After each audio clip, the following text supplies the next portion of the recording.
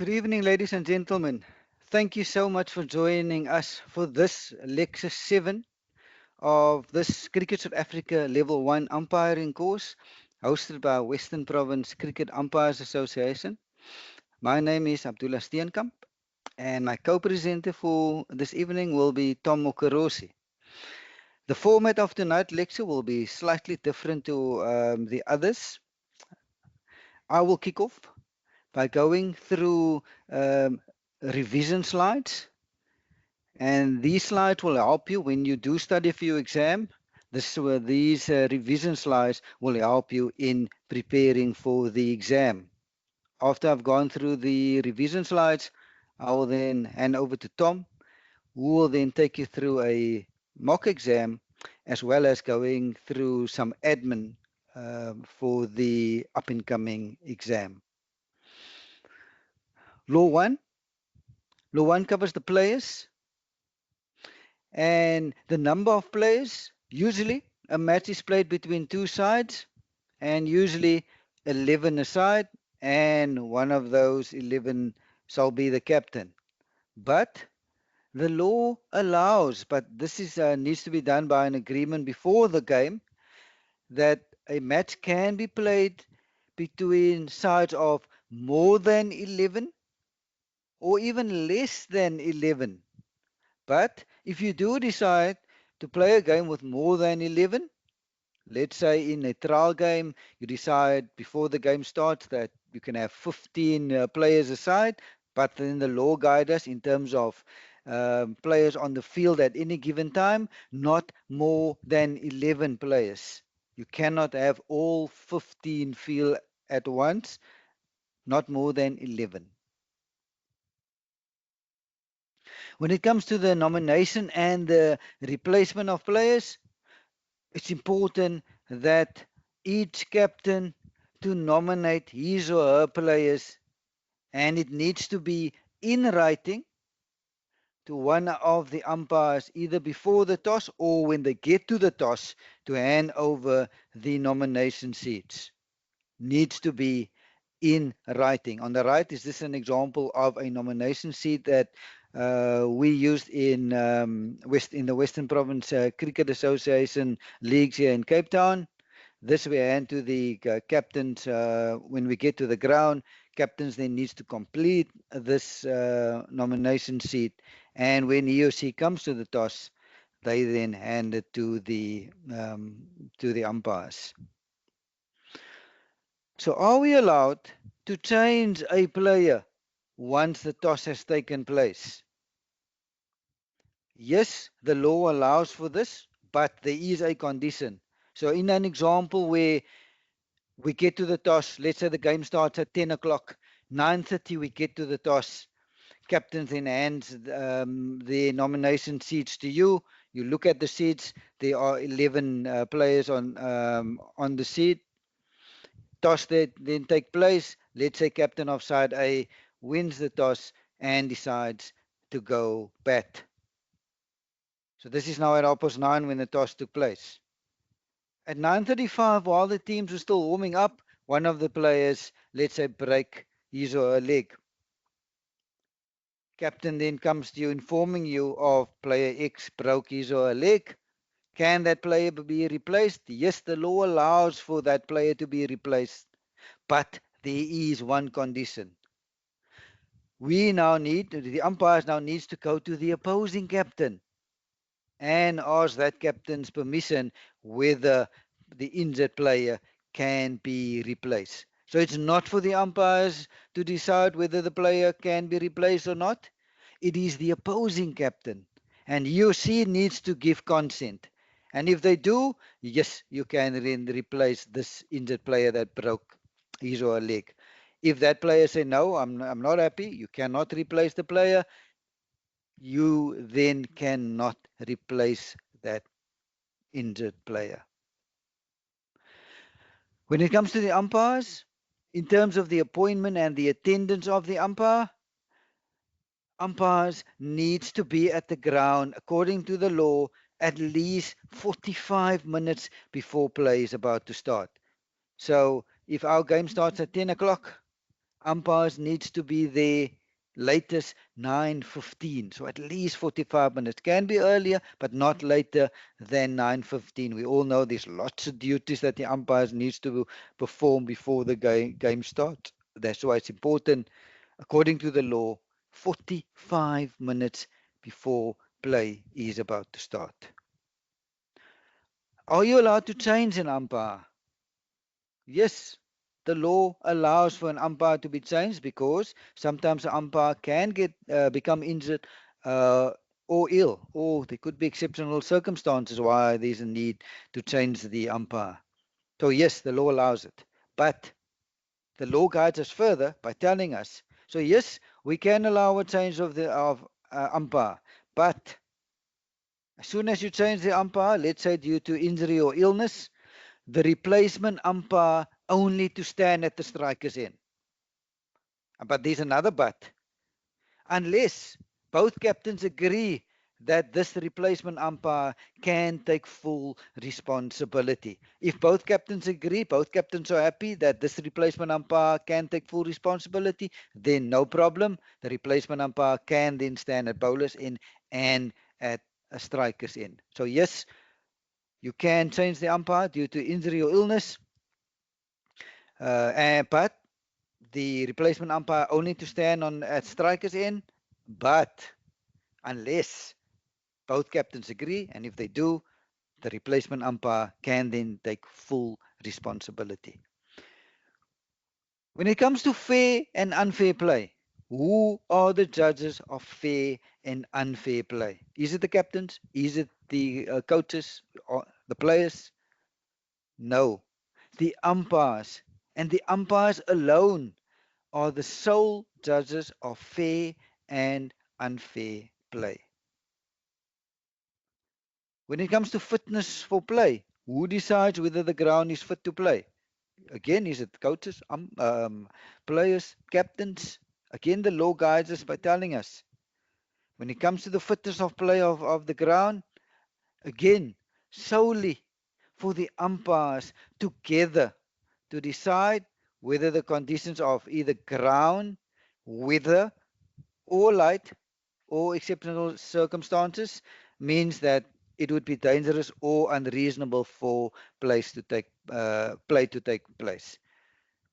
So just to recap, fair and unfair play, umpires sole judges.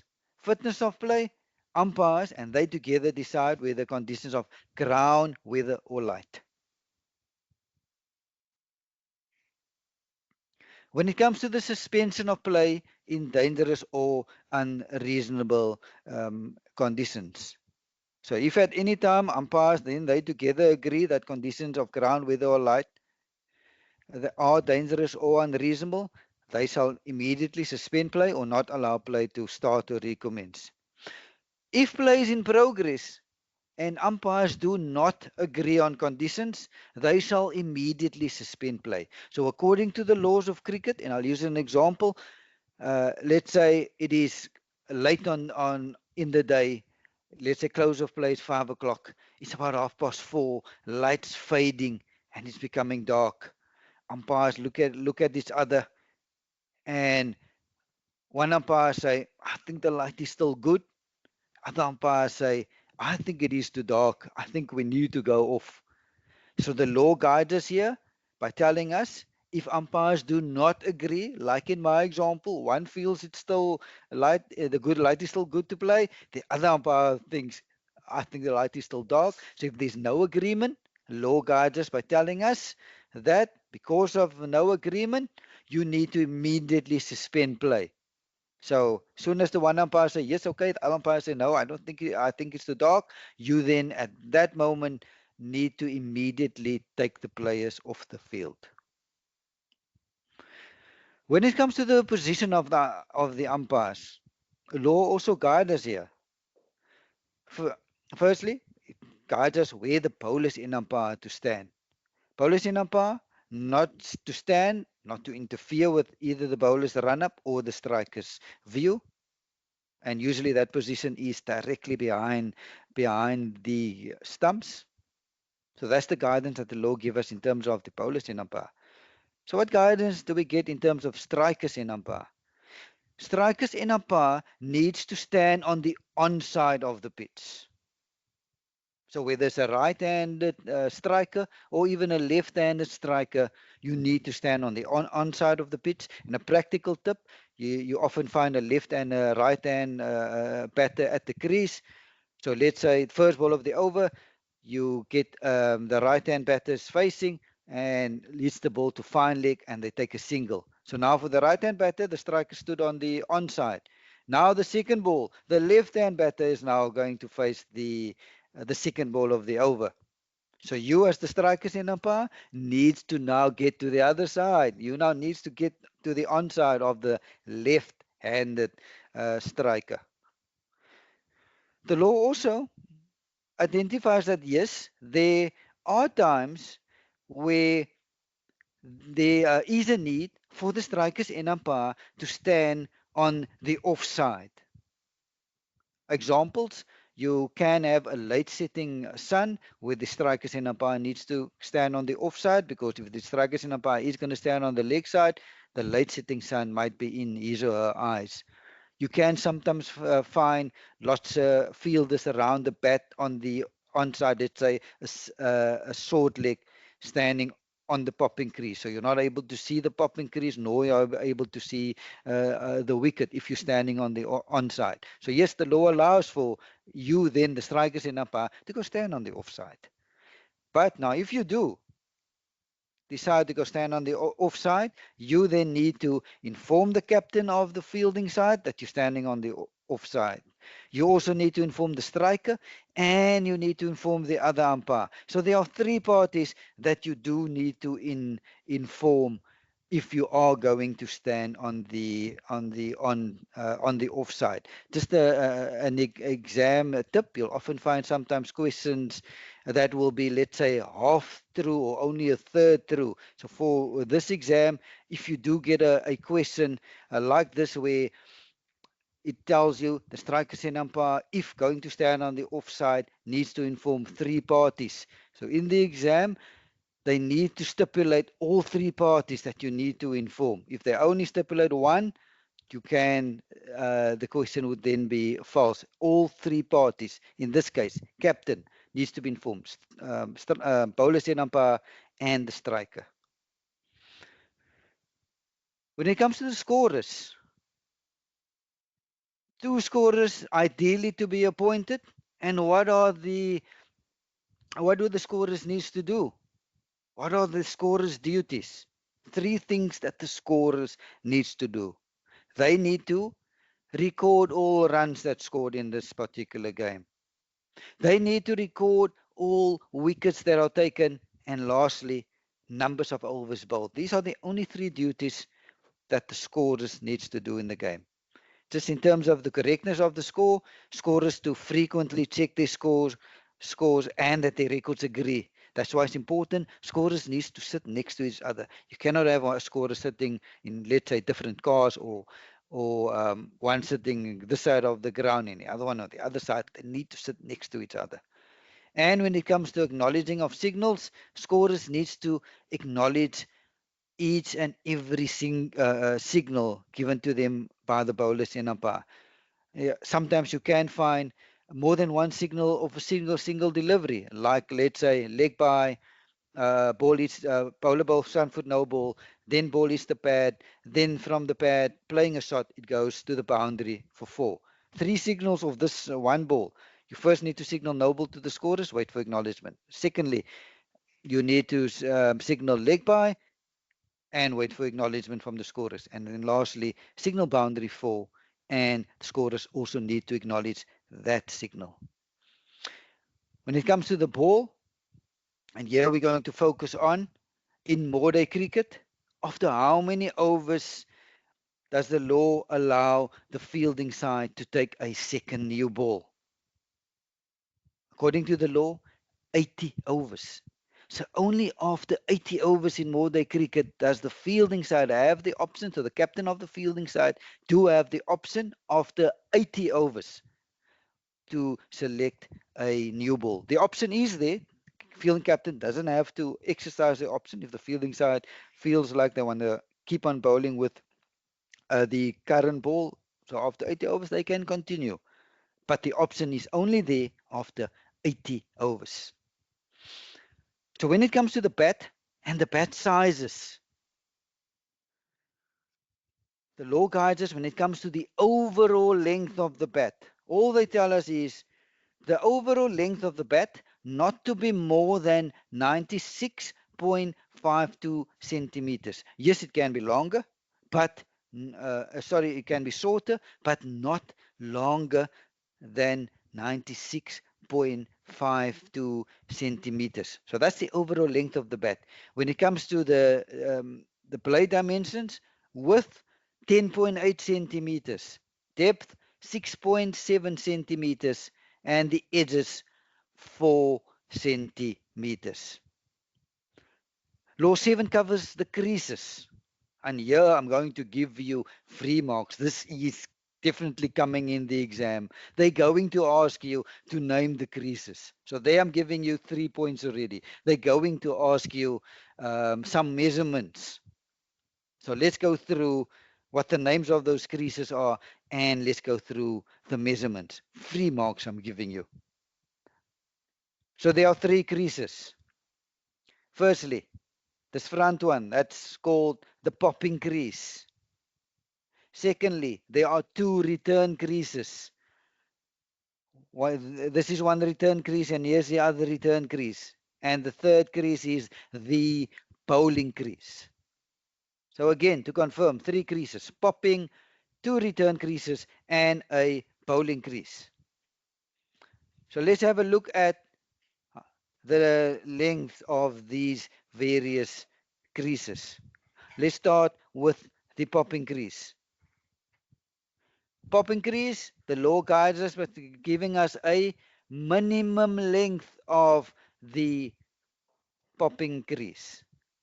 In the exam, you can answer both. You can use the metric or the imperial system. I prefer the metric system, so I'll use it in my example. So the minimum length of the return crease is 3.66 meters. It can be longer. The law just guides us by telling us minimum length of the return crease, 3.66. So technically, you can take the return creases right up until the boundary on both sides. They usually don't do it, but it's just guiding us by saying this is the minimum length of the return crease, of the popping crease, 3.66 meters. When it comes to the return creases, and there are two of them, what is, and the law tell us, minimum length of the return creases, 2.44 meters. They just again giving us a minimum length. You can take the return creases right up until the boundary, but no need to. We don't usually do it. Only law tell us minimum length 2.44 meters. That's the minimum length of the return crease. The last crease is the bowling crease. But now here the bowling crease is slightly different when it comes to its length, because here it is an exact length. And what is the exact length of the bowling crease? 2.64 meters.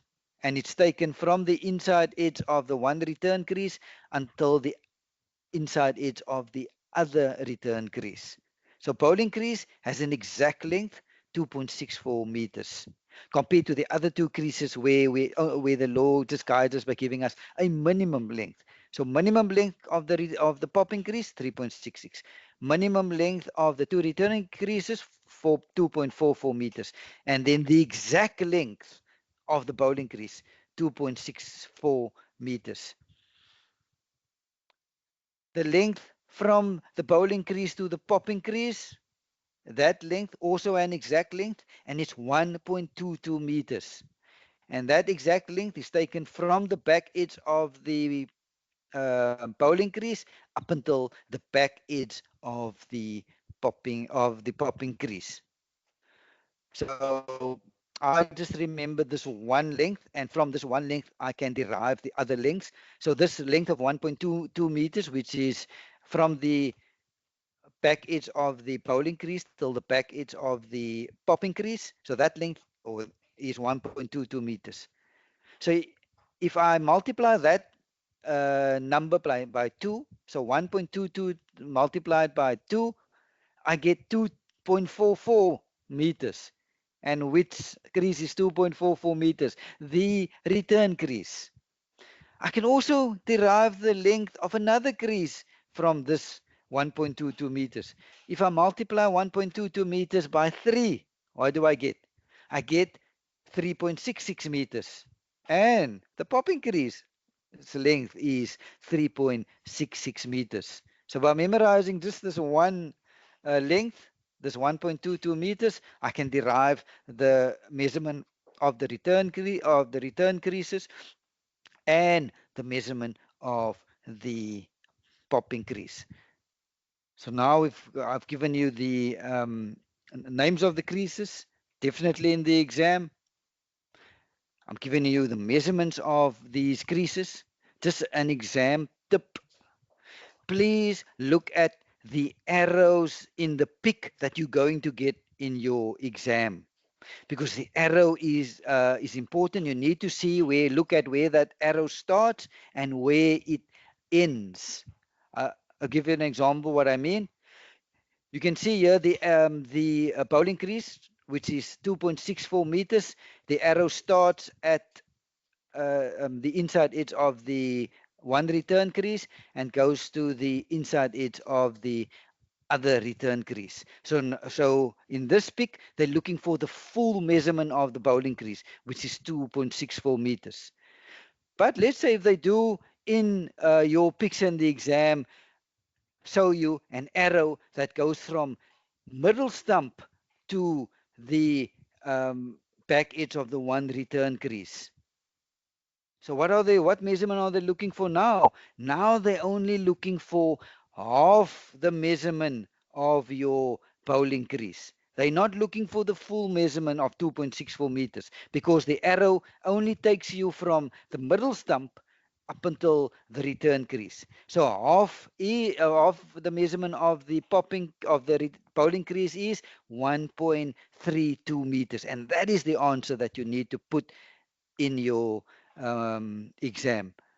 So please be on the lookout. Look for your arrows. If like in your bowling crease, from arrows go from one end till the other, full length of the bowling crease. But if it only shows from middle stump to the one end of the return crease, they're only looking for half. When it comes to the preparation and maintenance of the playing area, mowing. We know that pitch and the outfield needs to be mown on each day that day is expected to take place. But in terms of the timing of these mowing, when does this mowing take place? Mowing of the pitch to be completed not later than 30 minutes before play is about to start. So if our day two starts at 10 o'clock, by 9:30, mowing of the pitch needs to be done. So you can do it at 9:15, you can do it at 9:20, 9:25, no problem. As long as it's done before 9:30. And mowing of the outfield, mowing of the outfield needs to be done 15 minutes before play is about to start. So game starts at 10 o'clock on day two. By 9:45, outfield needs to be mowed. So in terms of rolling of the pitch, this is now after the game has started. So after the game has started, pitch can only be rolled before the start of each subsequent innings and before the start of each subsequent day's play. So these are the only times where the pitch can be rolled after the game has started. So in terms of the length of the rolling, not more than 7 minutes. So the captain of the batting side can decide whether he or she wants rolling. And all the law guides us in terms of the length of the rolling, not more than 7 minutes. So the option is on the table to roll. Batting captain does not have to roll, but the option is on the table. So can the batting captain roll for 5 minutes? Yes. Can the batting captain roll for 6 minutes? Yes. 4 minutes? Of course. 30 seconds? Definitely. All the law tell us not more than 7 minutes. And in terms of the timing permitted for the rolling, There is a window period. It's a 20-minute window period. So if our game starts at 10 o'clock, this is now before plays is going to start on day 2, day 3, day 4, and day 5 of a test match. The window period for rolling to take place before the start of each subsequent day's play, day 2, 3, 4, and 5. The window period is with the 10 o'clock start, 9:30 till 9:50. So anywhere between 9:30 and 9:50, rolling to take place. Intervals. There are 5 examples of scheduled intervals. These scheduled intervals are decided by the governing body of cricket for that particular competition before the game starts. Scheduled interval. An example of first example is period between close of play on day 1 and the start of the next day's play. An example of a scheduled interval. Interval between innings. Scheduled interval. And we'll see in the next slide how long this interval is. Interval for meals, your lunch and your tea, scheduled intervals. For Test match cricket, the International Cricket Council decided interval for lunch 40, interval for tea 20 minutes. Your interval for drinks, scheduled interval. We're going to see later, law guides us, interval for drinks not more than 5 minutes. In Test match cricket, ICC guides us by telling us 4 minutes for our drinks interval. But all the law tell us not more than 5 minutes and any other agreed interval. So these are examples of scheduled intervals. So when it comes to the duration of the intervals, all the law tell us is whatever you decided the length of your interval should be. Like, let's use Test match cricket as an example, and we know our interval for lunch is 40 minutes. So all the law tell us is that 40-minute duration needs to be from the call of time before the interval until the call of play on resumption after the interval. So if we stop at exactly 12 o'clock in our test match, the first ball after lunch needs to be bowled at 12:40. If we stop at 12:02, first ball after lunch needs to be bowled at 12:42. An example of a scheduled interval is interval between innings, and the exact length of an interval between innings is 10 minutes. When it comes to the allowances for interval between innings, the law brought in a time-saving mechanism, flexibility into the law where we can save a bit of time. And one of that flexibility that the law brought in when it comes to interval between innings, when an innings ends, when 10 minutes or less to go before the agreed close of play time, it will be stumps for that day. No further play on that day. And then the law goes further by telling us no change to be made to the time for the start of play on the next day. You will not start early. I'll give an example to illustrate this. On now test match, our close of play is 5 o'clock. At 16:52, South Africa gets dismissed. What happens next? The law tells us it will be stumps, close of play on day 1.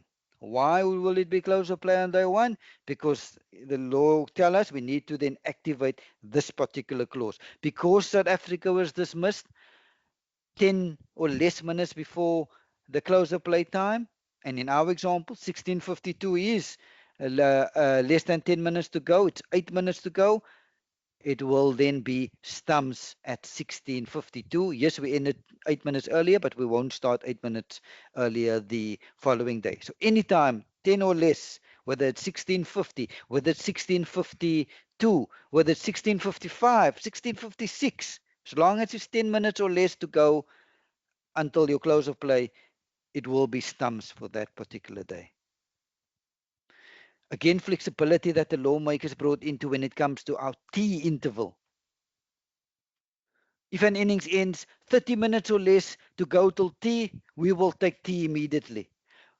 Our tea will then be what? Our agreed duration, 20 minutes like in Test match cricket, and we will then incorporate our 10-minute change of innings into our tea interval. One or two examples to illustrate what the law is trying to tell us. Let's say our T in our test match is 1440. So at 1420, Sri Lanka gets dismissed. What happens next? This is where we activate this clause 11.6.1 by taking T at 1420. Why? Because the innings ended, Sri Lanka was dismissed, 30 minutes or less to go to T.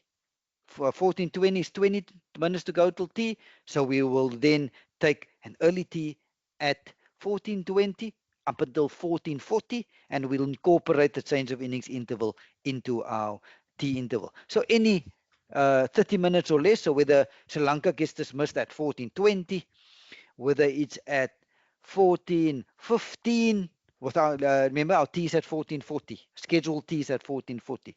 So any time up until if it falls within that 30 minutes or less, 1410 we'll take an early tea. 1412 we'll take an early tea. 1423 we'll take an early tea. Any 30 minutes or less if that innings ends. If when 30 minutes remain before the agreed time for our tea interval is already in progress, play to resume at the end of the 10-minute interval. Example to illustrate 6.2. Our tea time is at 1440. At 1405, Sri Lanka gets dismissed. So can we take an early tea at 1405? No, we cannot, because we cannot activate clause 6.1. Why? It is 35 minutes to go till tea. So because it's 35 minutes to go in this example, we cannot take an early tea, because to activate 6.1, it needs to be 30 minutes or less. So now at 1405, there will be a change of innings from 1405 till 1415. So there will be a 10-minute change of innings interval. South Africa, seeing that Sri Lanka was dismissed at 1405, South Africa will come into bat at 1415, and they will play from 1415 until 1440, and will take tea at our normal time. Another time-saving mechanism that the lawmakers brought in when it comes to our lunch or our tea interval, when the side is 9 wickets down. So it can be either lunch or tea. I'll use lunch as an example, but remember the same principle will apply to our tea interval. So this time saving mechanism that the lawmakers brought in, if a side is 9 wickets down when we get to our lunch interval, but the side must be 9 down, not 8 down, not 7 down, not 4 down. Side must be 9 down when we get to our lunch interval. So at 12 o'clock, let's say the final ball gets bowled. We look at our watch. Ball 6 was bowled. It is now 12 o'clock. And South Africa is, let's say, 400 for 9. Do we take lunch? Yes, I know lunch is at 12 o'clock. But do we take lunch? No, we will not take lunch. Why? Because the law instructs us not to take lunch. We now need to activate clause 11.7. This clause tells us if a side is 9 down when we get to your lunch interval, also tea, but let's use lunch as an example. We get to 12 o'clock. South Africa is 9 down. We will now not take lunch. We will play a maximum of 30 minutes up until 12:30 maximum to see whether Sri Lanka can take the 10th South African wicket. So max 30 minutes. If they do take the 10th South African wicket within that 30 minutes, let's say at 12:10, the 10th wicket falls. Now we'll take lunch at 12:10, and our lunch needs to be 40 minutes. So first ball after lunch will be bowled at 12:50. We will then incorporate the change of innings interval into our lunch interval. If Sri Lanka cannot take the 10th South African wicket within half an hour, remember they only get max of 30 minutes. So now we get to 12:30, and South Africa is still 9 down. So what you now do is you now need to take lunch at 12:30. Lunch will now then be from 12:30 until 13:10. First ball needs to be bowled at 13:10. Our interval for drinks, the Lords has guided us by telling us drinks not to exceed 5 minutes. So not more than 5 minutes. So in Test match cricket, drinks is 4 minutes, which is fine. It falls within the parameters of the law. All the law tell us drinks not to be more than 5 minutes. A time saving mechanism or flexibility that the lawmakers brought in when it comes to our drinks interval. If a wicket falls or a batter retires within 5 minutes to go to drinks, you'll take drinks immediately. But it must be within 5 minutes or less. So let's say our drinks in our test match is 11 o'clock in the morning. At 10:55, a batter gets dismissed. What happens next? We will take drinks. Drinks will be from 10:55 until 10:59. So if a wicket falls at, let's say, 10:57, we'll take drinks from 10:57 till 11:01.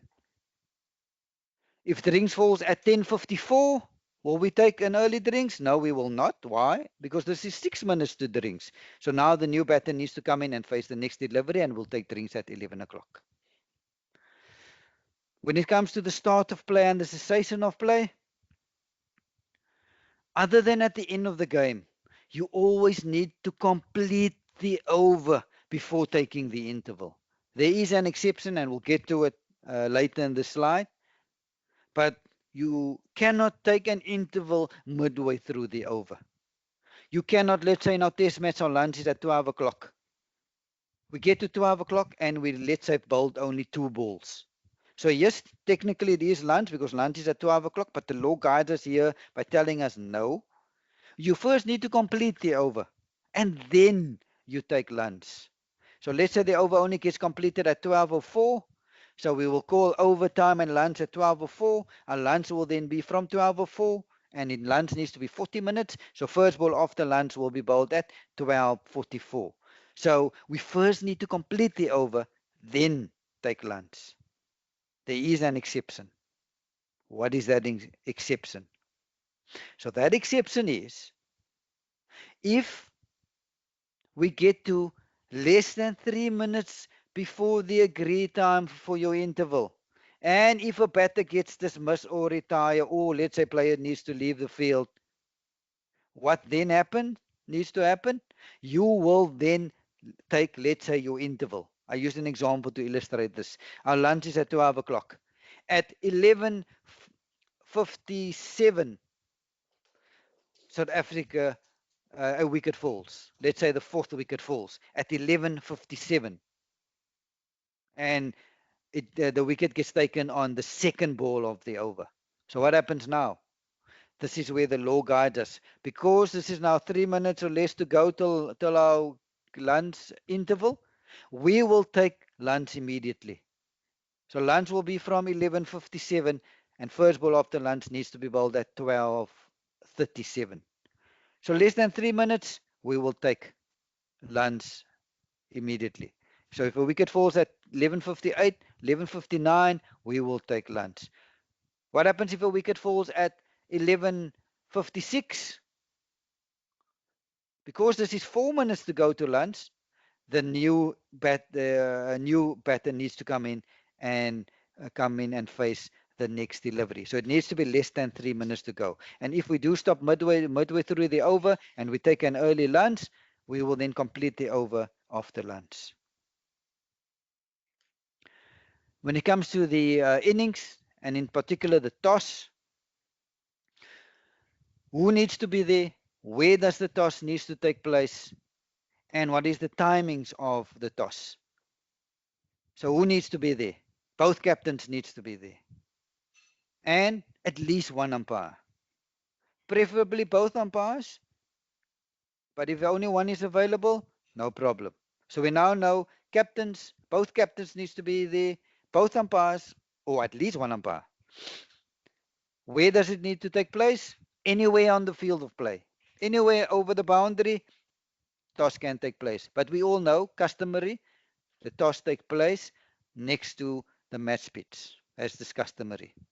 What are the timings of the toss?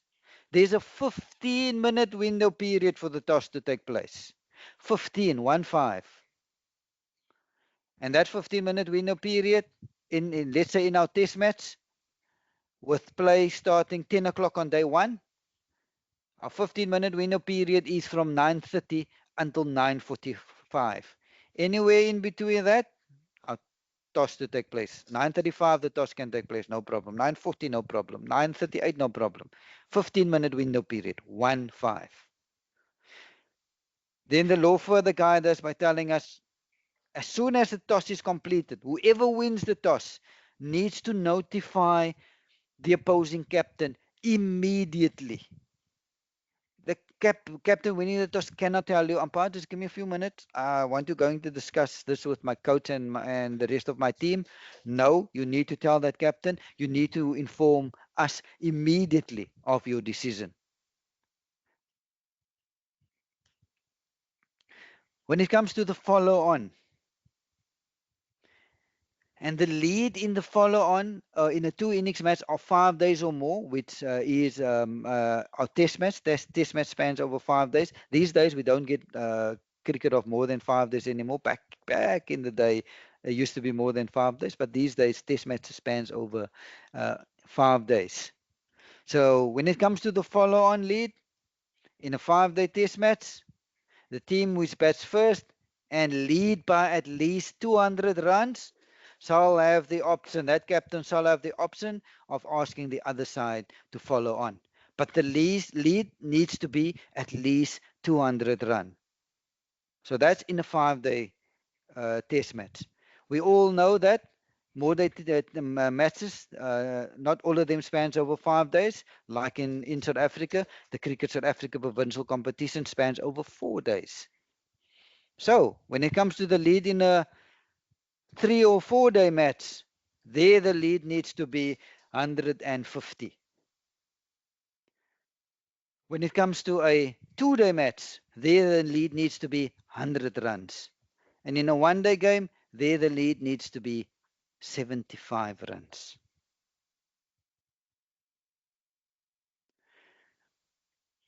When it comes to informing or exercising the option um, to ask the other side to follow on. So once the captain decided, yes, I want the other side to follow on, as soon as that decision is made and umpires are informed and the opposing captain is informed, that decision then cannot be changed afterwards. So what happens if no play takes place on the first day of a more day game? And let's use our test match as an example. We know test matches spans over 5 days.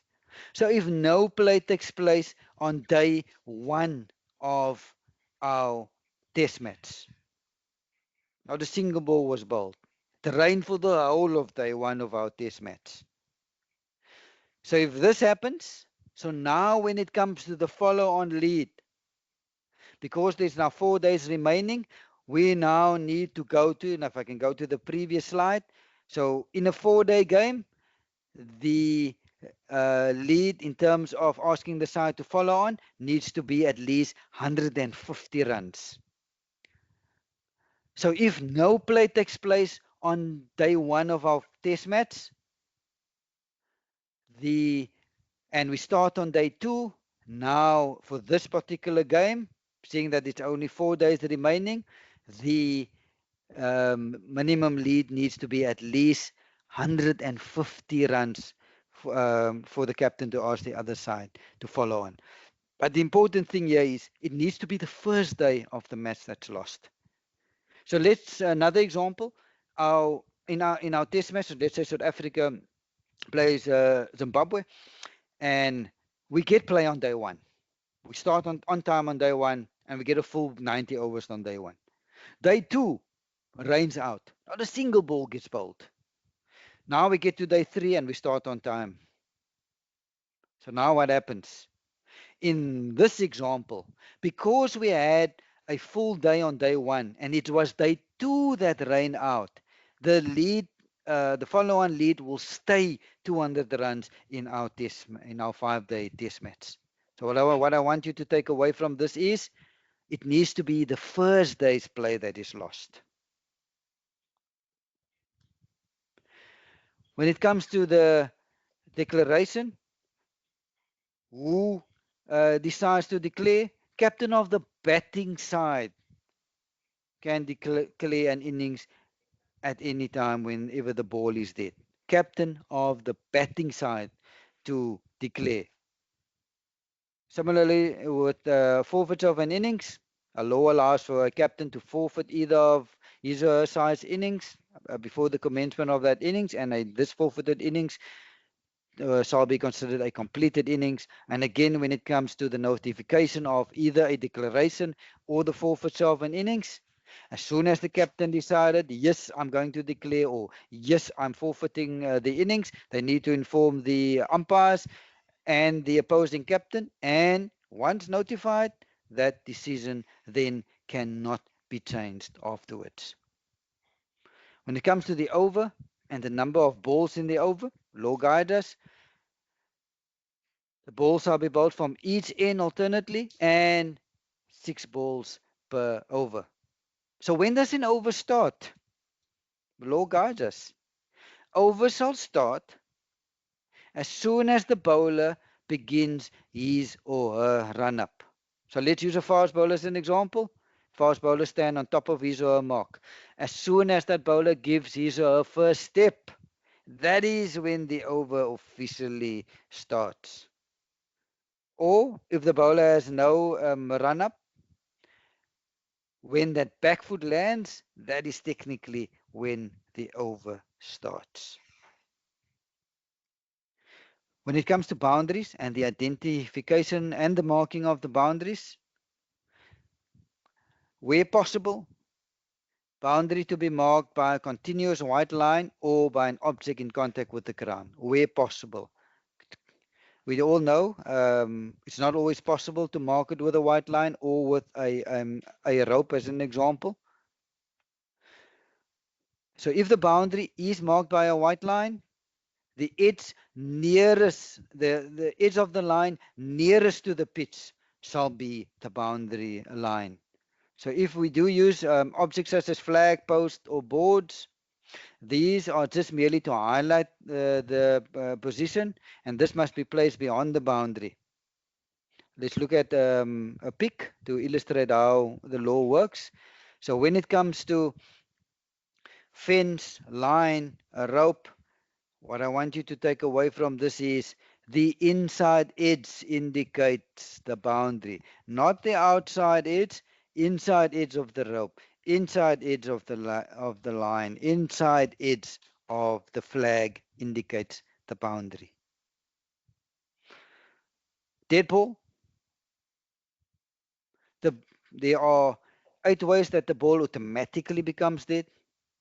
There are about 14, 15 ways where the umpires needs to call and signal dead ball.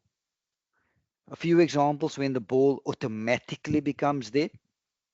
When it finally settles in the hands of the wicket keeper or it finally settles in the hands of the bowler. The two umpires, they are the sole judges of when the ball is finally settled. But the law guides us. As soon as it finally settles in the hand of the wicket keeper or of the bowler, ball automatically becomes dead. Another example of the ball automatically becoming dead is when a boundary is scored, a batter is dismissed. Another example of when the ball automatically becomes dead. Another example, whether played or not, it becomes trapped between bat and person of the batter, ball automatically becomes dead. When it comes to no balls, we're going to focus specifically on the feet. And when it comes to the feet, the law distinguishes between the back foot and the front foot. Let's start with the back foot. Let's see what the law say, how we judge a no ball when it comes to the back foot. So the crease that goes with the back foot is the return crease. And the law tells us back foot must land within and not to touch the return crease upon first landing. So return crease when it comes to back foot and that back foot must land within and not touching the return crease. If it is not landing within or if it's touching the return crease, Polish and umpire needs to call and signal no ball. So that's the back foot. When it comes to the front foot, the crease that goes to the front foot is the popping crease. And here the law tells us, when it comes to the front foot, some part of that front foot, and whether it's grounded or raised, needs to land behind the popping crease. So that first landing needs to be behind the popping crease. Also, that first landing needs to be on the same side of the imaginary line joining the two middle stumps. If this is not the case, policy umpire needs to call and signal no ball. Let's look at a few pics to illustrate how the law works. Let's start with the front foot.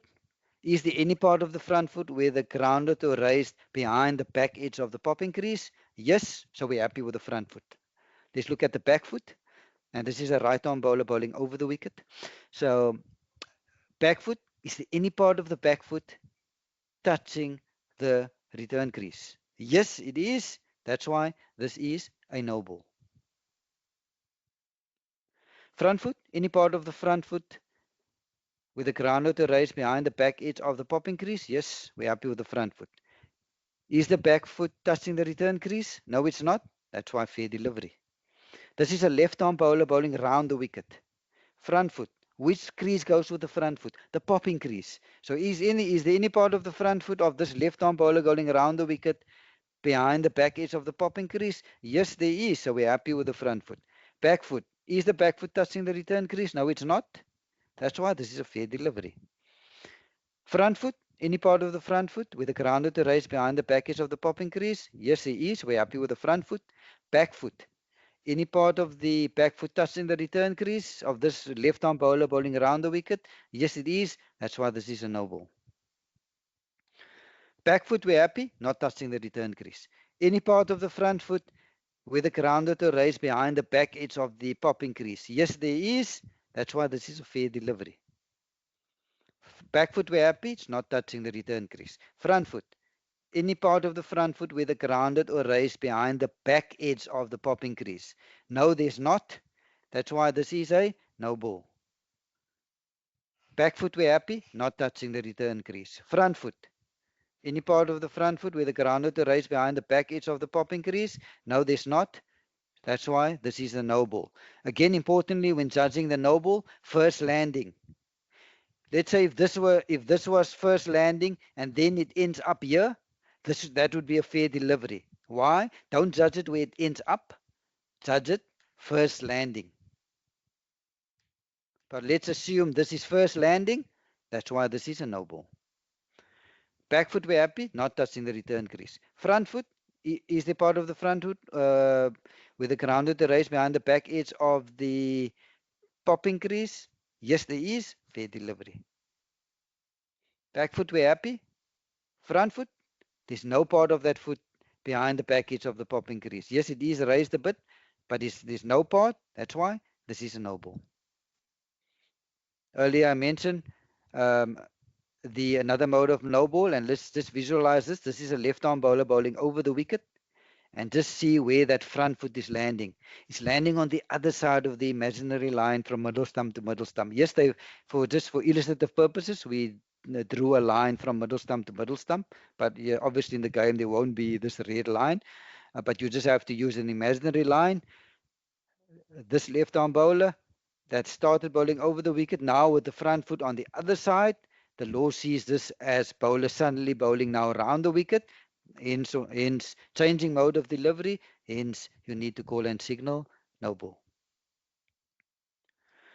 So what happens if a ball bounces more than once or rolls along the ground? And the emphasis here is ball bouncing more than once before reaching the popping crease. Not more than twice, not more than 3 times, not more than 4 times, more than once before reaching the popping crease. And if that happens, umpire needs to call and signal no ball. Yes, the strikers in umpire would be in a better position. Strikers in umpire will have a side-on view, so would be in the best position to judge. So if a ball bounces more than once before reaching the popping crease, umpire needs to call and signal no ball. If or a ball that gets delivered starts rolling around the rolling along the ground before reaching the popping crease, again strikers in umpires in the best position to call and signal no ball. Or ball that was delivered pitches wholly or partially off the pitch before reaching the striker's wicket, umpire needs to call and signal no ball. When it comes to wide ball and the calling and signaling of wide ball, the umpire to adjust a delivery to be wide, and the umpire only to call and signal as soon as the ball passes the striker's wicket. So delay your call. Don't be in a rush to call that wide. Wait till he passes the striker's wicket. And once he passes the striker's wicket, now you call and signal no ball. Sorry, wide ball. However, technically, according to the law says that wide delivery to be wide at the instant once the bowler has entered the delivery stride. That is technically once the that's technically when the ball is wide already. Although you only call and signal it once it's past the striker's wicket, but technically it's already wide as soon as the bowler entered his or her delivery stride. When that back foot lands, or not when the bowler delivers the ball, when the back foot lands, that's technically when the ball is already wide. Although you only call it once it passes the striker's wicket. Wide ball is not to count as one of the legal deliveries of the over. And how can you be dismissed of a wide? There are four ways to be dismissed of a wide. What are those? Hit wicket, obstructing the field, run out, and lastly, stumped. These are the only four modes of dismissal when a wide ball is called, how you can be dismissed. When it comes to fielders' absence and substitutes, umpires to allow a substitute fielder if they are happy that the fielders became injured or ill and that this injury or illness happened during this game. And this will allow a substitute for a wholly acceptable reason. Also, if you allow a substitute, there are limitations on the substitute. Substitute not to bowl, substitute cannot bat, substitute cannot act as captain, but substitute may act as a wicket keeper, but the umpires needs to give permission. So what happens if a fielder is absent or leave the field during play? The law guides us by telling us umpire needs to be informed of the reason why the player is leaving the field. So practically what will happen, player will come to you, will tell you, umpire, I need to get treatment on my hamstring. You will say, no problem. You take out your notebook, you write down the name of the fielder, why the fielder is leaving, and importantly, the time the fielder is leaving the field of play. We'll see now why that is important. Then you also, practically what I tell the fielder is, please, when you come back after getting treatment, please let either of the umpires know. It's important for us to know because we need to make a note when you come back, and we'll see now why it's important. So as soon as the player comes back, usually the player will wave, umpire, I'm ready to come back on, and you'll give permission. You'll then take out your notebook, write down the time that the player returns. You now need to calculate how long the player has been off the field. Why is that important? Because that player is not permitted to bowl until that player has been off the field for the same amount of time that player was off, up to a max of 90 minutes. I'll use an example to illustrate this. Player goes off at, let's say, 10:30 and returns at 10:50. So when that player returns, you need to inform the player, you were off for 20 minutes. You can only bowl in 20 minutes time at 11:10, but up to a max of 9. Let's say a player goes off at 10:30 and only comes back the afternoon 4 o'clock. So yes, the player's off for quite a few hours, but there's a max penalty time of 90 minutes. So even though, let's say the player was off for 3 hours, that player don't have to serve all that 3 hours. only a max of 90 minutes. If the player returns at let's say 4 o'clock, at 5:30, that player can bowl again, just for illustrative purposes. Only max of 90 minutes. Also, penalty time don't disappear. It gets carried forward into the next innings, into the next day. Lots of players think penalty time disappears once we go into the next innings, once we go into the next day. No, it doesn't. It gets carried forward into the next day, into the next innings. Obviously, doesn't get carried forward into the next match, but innings and the next day, it gets carried forward. Any unserved penalty time, if a player goes off on more than once, you will add up all those penalty time. Scheduled intervals, you don't add it to any penalty time, nor do you subtract it from any penalty time that a player might owe us. So just an example, let's say a player goes off, our close of play is 5 o'clock, the player goes off at 4 o'clock. So now at 5 o'clock, player is still off. Now it's close of play. So we do know it's a scheduled interval from the end of the day's play up until the start of the next day's play, which is 10 o'clock. So at the start, we start the next morning 10 o'clock. Can the injured player bowl immediately? No, the injured player cannot bowl immediately. Why? The player was off for 60 minutes. That player needs to wait 60 minutes before that player can bowl again. When it comes to appeals, and in particular, the timing of the appeals, an appeal is still valid and must be made before the bowler begins his or her run-up, or if there's no run-up, the bowling action, and before time has been called. So there is a window period for the appeal to be valid. That window period closes when, as soon as that bowler takes his or her first step to bowl the next delivery, or unless you've called time. Also, the call of over does not invalidate an appeal. So, in an example, let's say on the sixth ball of the fifth over, the ball gets delivered, batter ball is the batter on the pad, no one appeals. Because there's no appeal, as soon as the ball is dead, bowlers and umpire calls over. So now the sixth over will then now be bowled from the other side. So in terms of the window period for that appeal is still open. Yes, you've called over, but that window period is still open because the window period only closes when the bowler takes his or her first step to bowl the next over. So if there is an appeal and the bowler, let's say before the bowler takes his or her first step to bowl the next delivery, and the bowler now asks you, umpire, how's that for LBW? You can still consider that appeal. The law allows you to consider it. Practically, take my advice, say not out. Even if you think it was plumb in front. But the law tell us that appeal is still valid because the bowler did not take his or her first step to bowl the next over. We've just got a few modes of dismissals to cover. The first one is court. Let's look at an animation video to explain how the court law works. Fair catch.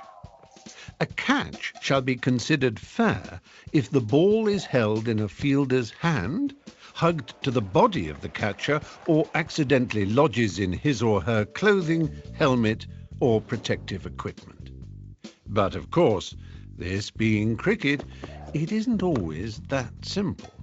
If a fielder deliberately uses an item of clothing to try to catch the ball, it is not out, and 5 penalty runs are awarded to the batting side. However, the ball can be caught after it has deflected off the other batsman, an umpire, another fielder, including off a helmet being worn, or even if it lodges in a fielder's helmet. Perhaps the main criterion for a catch to be considered fair is that the ball must not touch the ground before being caught. Here, for example, the ball does not touch the ground even though the hand holding it does so in effecting the catch. This is a fair catch. And then there is the question of catches near the boundary. This is such an interesting subject that we've given it a film all of its own. To catch up on everything to do with catching, simply refer to Law 33 in the Blue Book. You'll be surprised. I mean, I did a game the other day, and the ball ricocheted off the helmet, of the short legs helmet, and the catch was taken. Uh, Players didn't know the law. They were calling dead ball. Dead ball. They thought if the ball hit the helmet, it's dead. No, ball is still alive. You can get caught off the helmet. Similarly, I mean, we saw in the animation video, even though if the ball gets stuck in the helmet, um, the law still sees that as the catch being taken.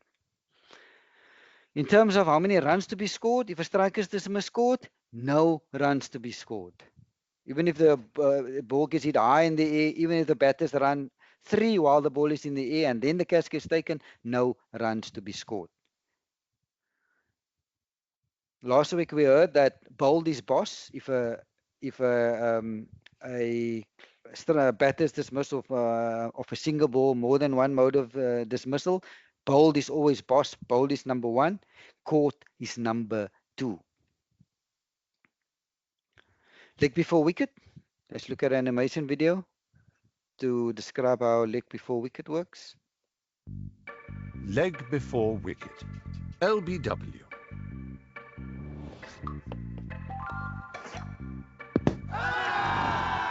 LBW is a little like the offside rule in football. Many people claim to know it, but how many people really do? Our handy checklist means that whether you find yourself umpiring an international test match or the kids on the beach, your reputation for fairness will remain intact. There are 5 basic criteria to consider. The batsman is out, leg before wicket, if 1. The bowler bowls a ball that isn't a no ball, unlike this poor fellow. 2. The ball, if it is not intercepted on the full, pitches in line between wicket and wicket or on the offside of the batsman's wicket. It cannot be out if the ball pitches outside the line of the leg stump. 3. The ball hits the batsman either full pitch or after pitching and before he hits it with his bat. 4. This is where it gets a bit more complicated. If the batsman was making a genuine attempt to play the ball, the point of impact must be between wicket and wicket for LBW to be an option. However, if the batsman has made no genuine attempt to play the ball, the contact must either be between wicket and wicket or outside the line of the off stump. 5. This is the crucial part. But for the interception by the batsman, the ball would have gone on to hit the stumps and dislodge the bails. Any questions? Just refer to Law 36 in the Blue Book. And the points to consider for LBW, I mean, the narrator mentioned it.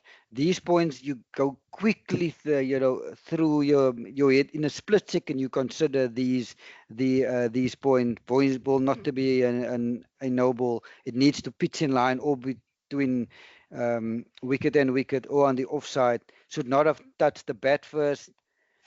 Strike intercept with any part of the person. Point of impact needs to be between wicket and wicket unless no shot was made. And lastly, would have gone on to hit the wicket. Just look at a few picks. Look at where this ball pitch outside leg stump, can never be out LBW. Pitch in line, hit in line, this is a candidate. So, but you go through the points, pitch in line, impact is in line, If according to you would have gone on to hit the wicket, give the striker out. Pitching outside off, so we're happy with where it pitched. The striker's playing a shot. Where's the impact? Impact is outside off playing a shot. That's why this can never be out. Impact is outside off or impact outside the line, playing a shot. Pitching outside off, here the impact is outside the line, but the batter did not offer a shot. So in this scenario, you can judge this LBW. And according to you, if you think this ball will have gone on to hit the wicket, give the striker out LBW. If you think this ball didn't come back enough to go against the wicket, not out LBW. It's a judgment call. Pitch in line, impact is in line. If you think this is going on to hit the wicket, give this the striker out. Pitch in line, impact is in line, but there's other factors that you also need to judge. This is a left-arm bowler bowling over the wicket. Look at the angle. I don't think this is going to miss. The angle is taking this pass off stump. Also, a fairly good stride that the striker got in. Again, yes, you take the law into account, but there's also other factors that you need to take into account when adjudicating an LBW decision. Look at where this ball pitched. Look at where the impact is. Look at the trajectory. Look at the stride the batter got in. There's still so much traveling distance. So taking those other factors into account, I think this ball is missing leg stump. Also here, it pitches outside off, so we're happy the way it pitched. Impact is in line. Batter playing a shot, but look where the impact is. Fairly high. Good chances this is going over. So I think this is going over the stumps. Penultimate law that I'm covering. Stumped. Let's look at the animation video. Stumped. All batsmen fear being stumped, and all wicket-keepers dream of stumping batsmen. So let's be clear about the law. The only player who can stump a batsman is this fellow, the wicket-keeper. A stumping can take place provided that the ball is not a no ball. You can be stumped off a wide, however. Here, for example, the batsman has moved out of his or her ground to play the ball, but has missed it and has not attempted a run. The wicket is fairly put down by the wicket-keeper without the intervention of another fielder. When all these conditions are met, the batsman will find that he or she has indeed been stumped. It's also okay for the ball to rebound onto the stumps off any part of the wicket-keeper, including his or her protective equipment or helmet. If it is a no ball, the batsman will not be out-stumped and is also protected from being run out as long as he or she is not attempting a run. Don't be stumped about stumping. Get a copy of the Blue Book and study Law 39. Last law that I'm covering before handing over to Tom. A batter to be timed out if the incoming batter not there within 3 minutes of a dismissal or the retirement of the batter. Needs to be there within 3 minutes. And if not, on appeal, batter to be given out timeout. Tom, thank you so much. That's all I'm covering this evening. Handing over to you. Thank you very much, Abdullah. Good day to you and all the candidates. Please note that the slides that Abdullah has just gone through for revision purposes will be sent along with the recording of this lecture in tomorrow morning's email from myself. So now what I'm going to do is I'm going to take you through the logistics that will follow from here on in. As you can see, in terms of our timetable, we have now reached the last lecture for this course, today being the 10th of March. After this slide, I will be taking you through a click-by-click demonstration of how to register, confirm your account, log in, and start the online exam. Of course, for you to be able to register for the online exam, there is an exam fee that is payable. Our lectures are all free. However, if you would like to attempt the exam, then you need to pay the exam fee on or before Sunday, the 16th of March at 6 p.m. South African time, which is the same time that all our lectures have been starting. The exam fees are 300 rands for anyone in South Africa. If you are outside of South Africa, you need to pay either $30 on PayPal, or if you do not have PayPal or you do not know anyone who has PayPal, then you can pay 600 Rand to a bank account that receives international payments.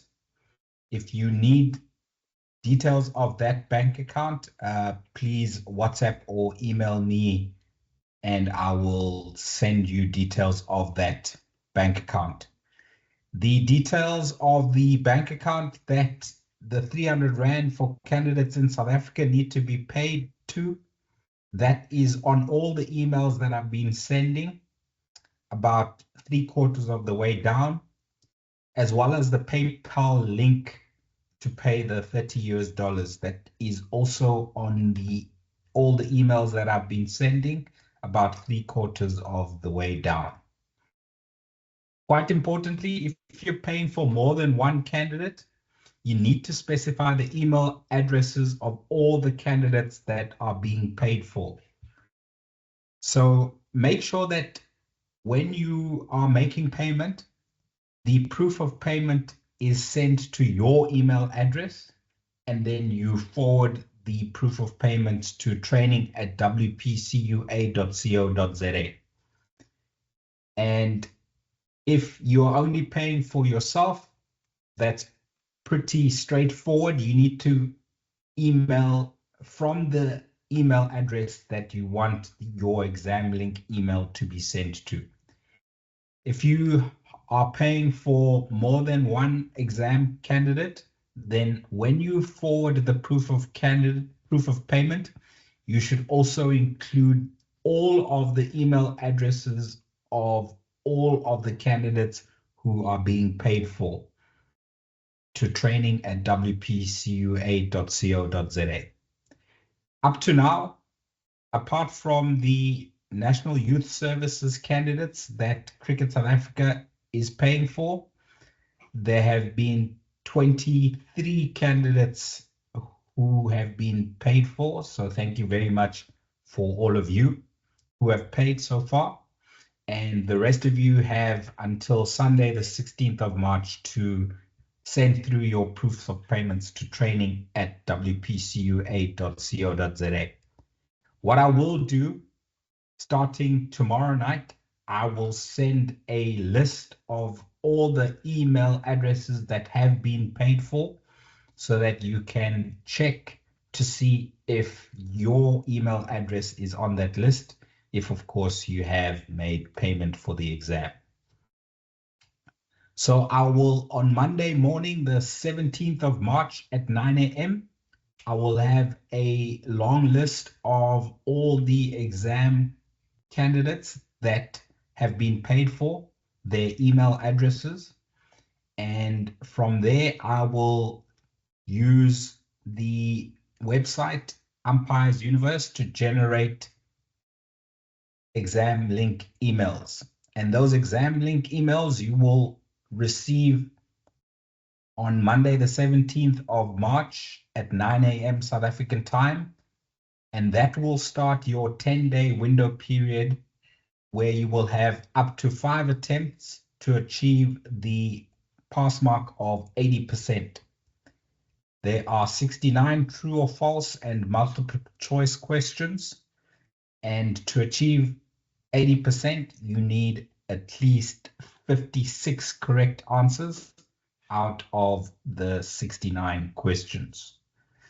Unfortunately, if you achieve a mark of 55 out of 69, that is 79.71%, and the system does not round that up to 80%, so you will unfortunately still need to make a further attempt to achieve at least 56 correct answers for the pass mark of 80%. After every attempt, your results will be displayed immediately on screen. And if you pass, then your certificate will automatically be emailed by Umpires Universe to training@wpcua.co.za. I will endeavor to forward your certificate to you as soon as I can, and I will commit to forwarding your certificate to you within 24 hours of you passing. If you have passed at 2 a.m. South African time, I will be fast asleep and I will not forward your certificate to you immediately. As soon as I wake up and I have the chance, I will forward your certificate to you.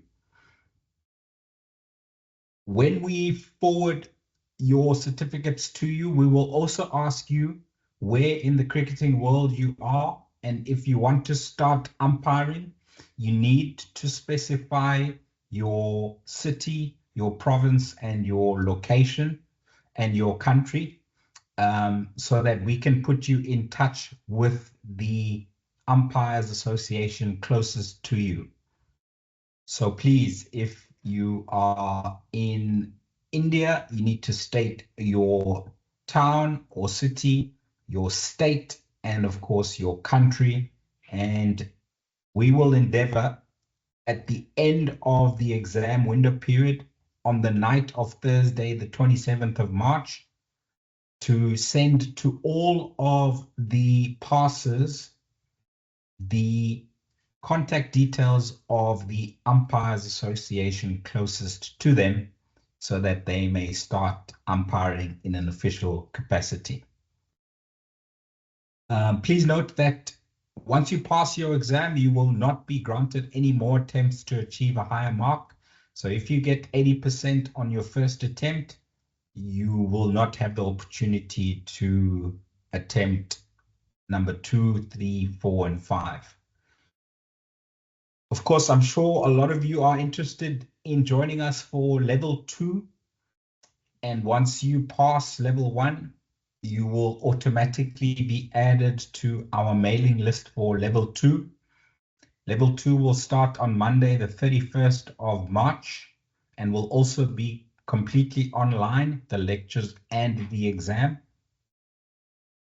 So the passes from this level 1 course and the previous level 1 course that we hosted in October 2024 will all receive a detailed logistics email a week before the first lecture. So that will be on Monday, the 24th of March. You will receive a course material and logistics email from me preparing you for level 2. So now that we know what happens from here on in, let me take you through a click-by-click demonstration of what you will see and need to do on Monday, the 17th of March, when you receive your Umpire Universe exam link email. So I'm just going to unshare that slide and I'm going to share my screen, and I'm going to take you to an email inbox that I have created today. Why? Because Umpires Universe can only send an exam link email to a specific email address once. So obviously over the years, me demonstrating how to register for the exam, I have been sending the exam link email to my email addresses. So I cannot send a new one to tom.mokorosi@gmail.com. I cannot send a new exam link email to training@wpcua.co.za. So this email address is tomtestmokorosi@gmail.com. You do not have to create a new email address for your exam because you will not have attempted Cricket South Africa's level 1 umpiring exam before. So just note that I have had to create a new email address because I cannot use my old email addresses, which have had the exam link email sent to them before. So at 5:52 p.m. South African time this evening, I sent from the Umpires Universe website, I enrolled this email address, tomtestmokorosi@gmail.com.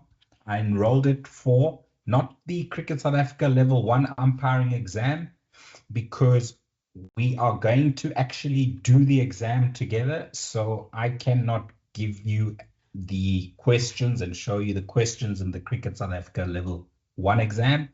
So I'm going to take you through the introduction to umpiring exam, which the National Youth Services candidates went through in December and in February.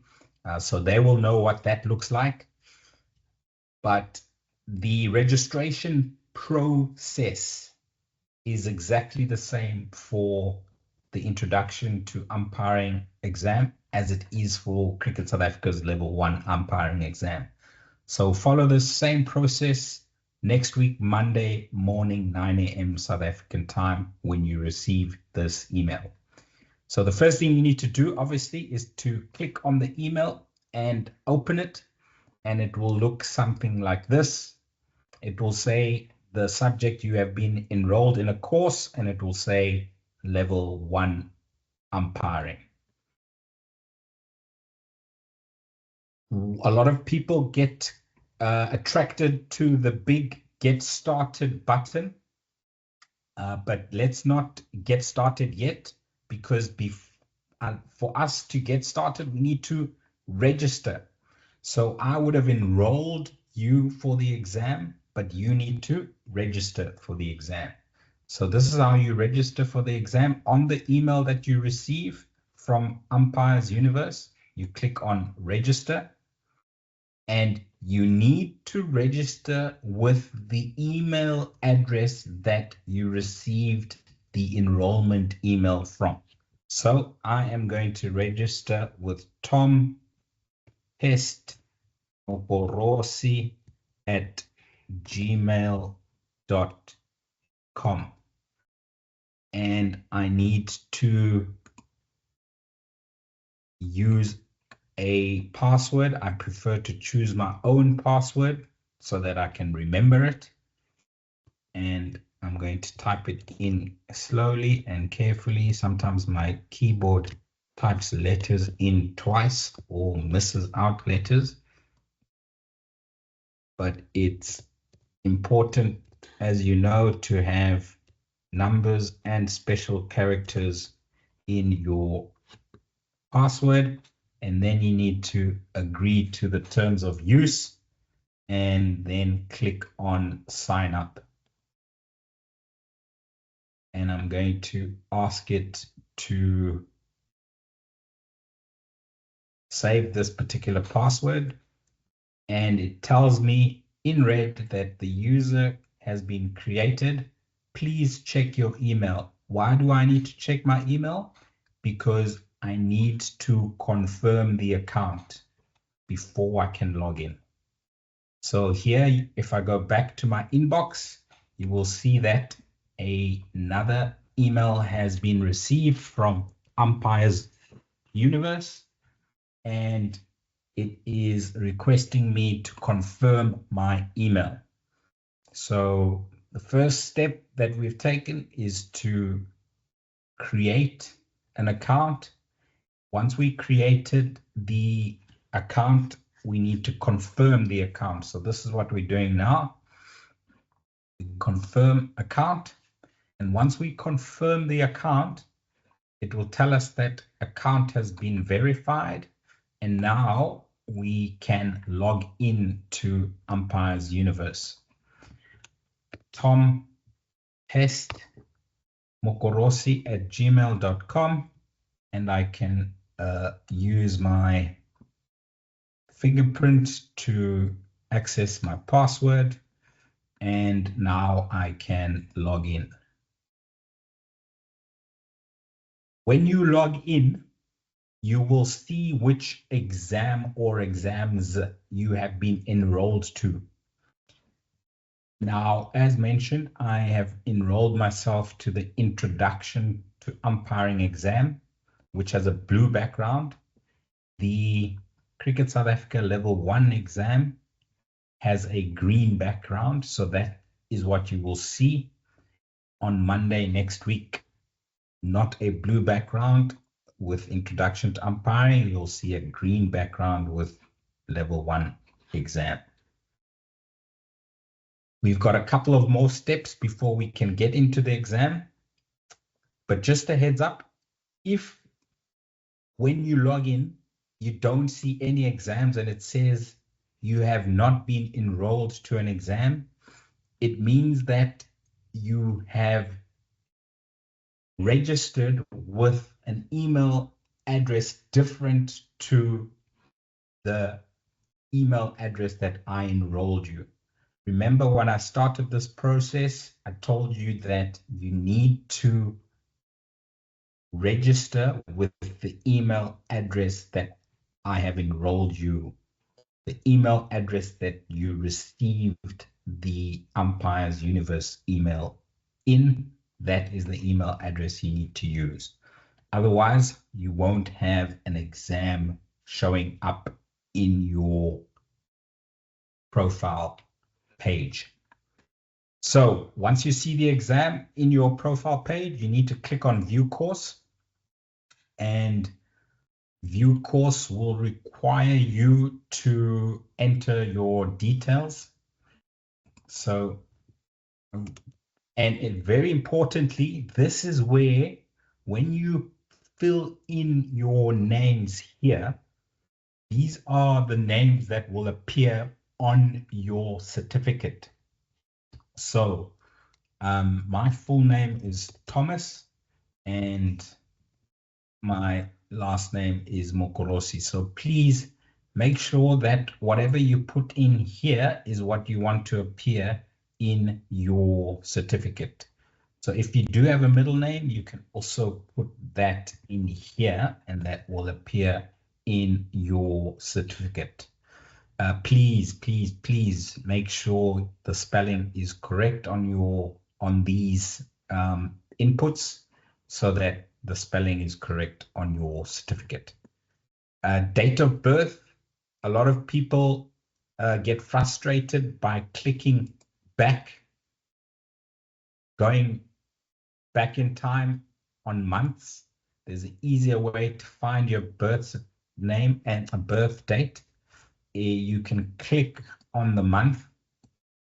You can click on the year, and here you can then just scroll down, or you can even type in your year of birth and then find the month.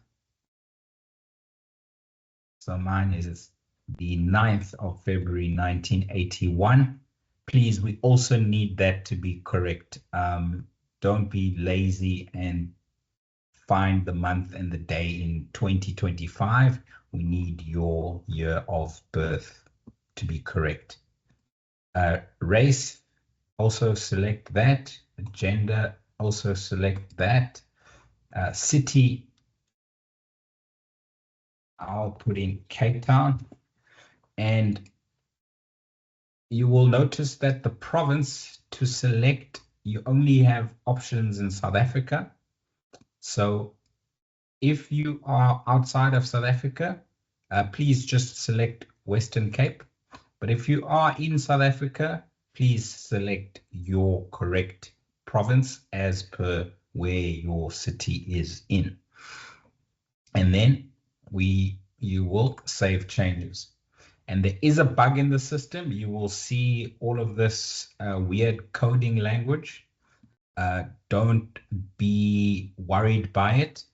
Just from here, where there's an error message, go back and you will find that your changes have been saved, and it tells us that we can now go back to my courses. Okay. And when we click on view course, again, it won't take us to fill in all our details. It will actually take us to the take test screen. If you want to, you can go and read frequently answered questions, or in fact, it's a video. We're not going to play that video. We're going to go straight to take test. And here is another important part of the registration process, the last bit. It requires us to firstly agree to the terms of use, which if you click on it, you'll be able to read through them if you want to.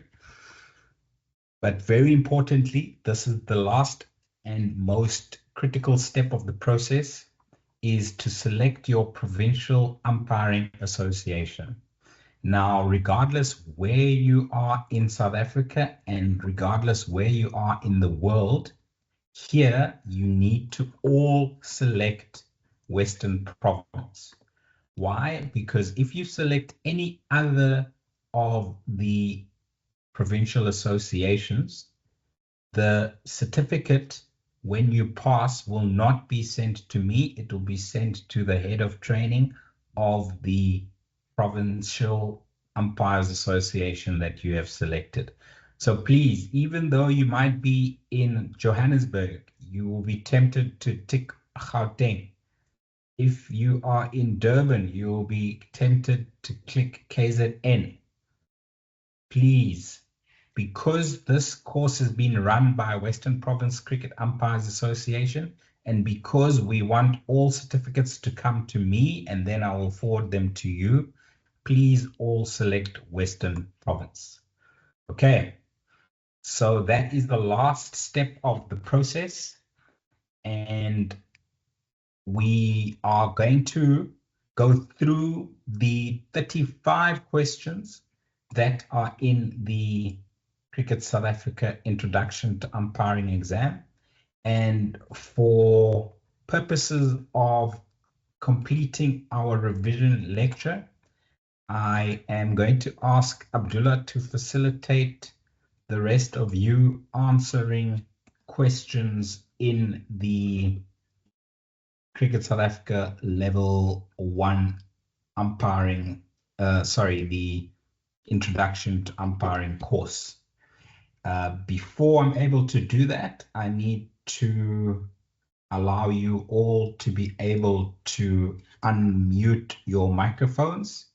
So let me just go into the settings of this meeting, and I'll be able to activate your cameras and activate your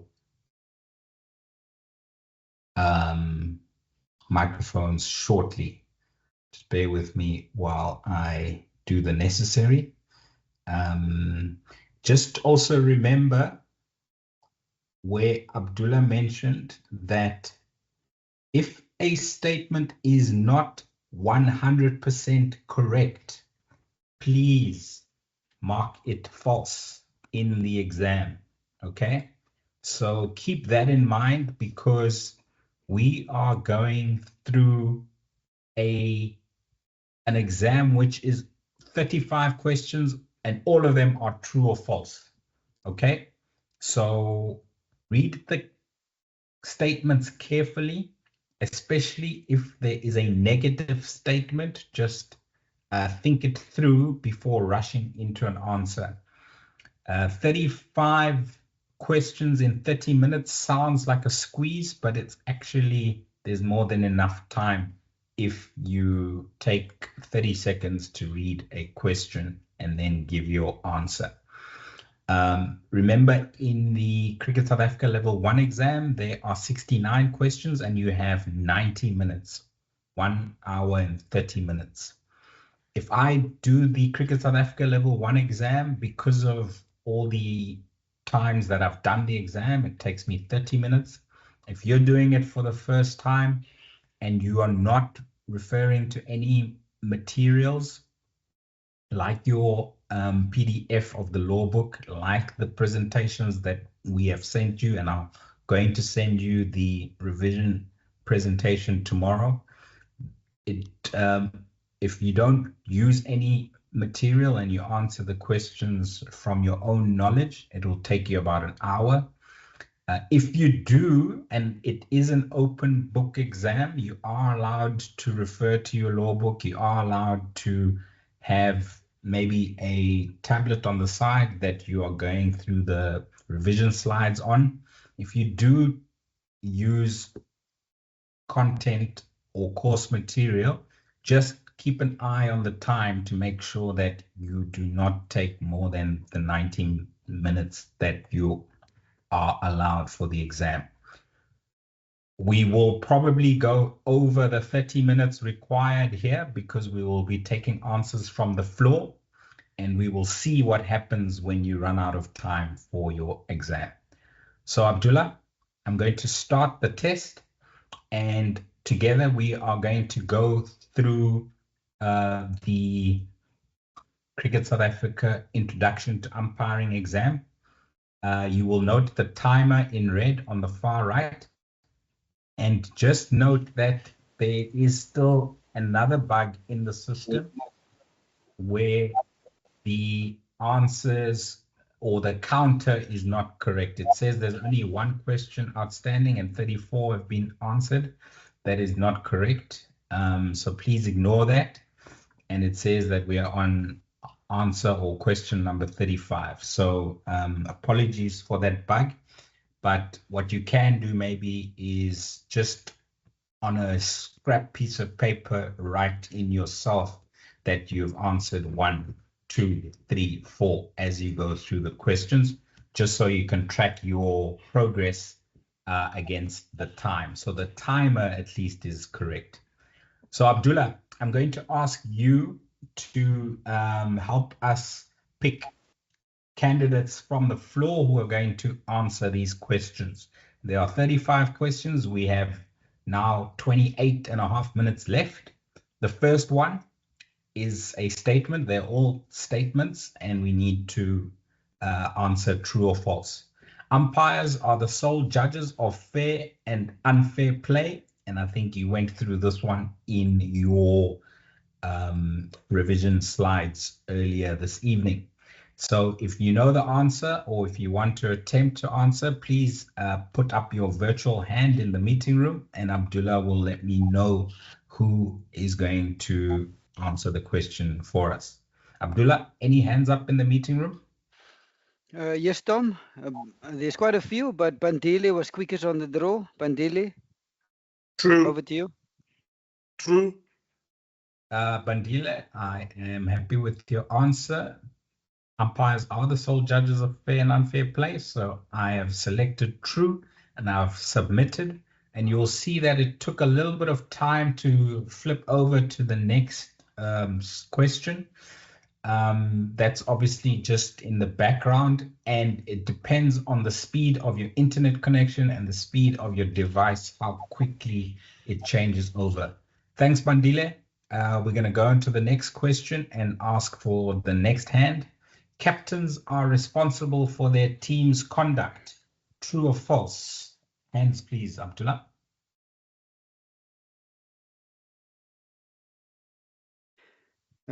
Tom, the first hand that I see up is Sanju Buddy.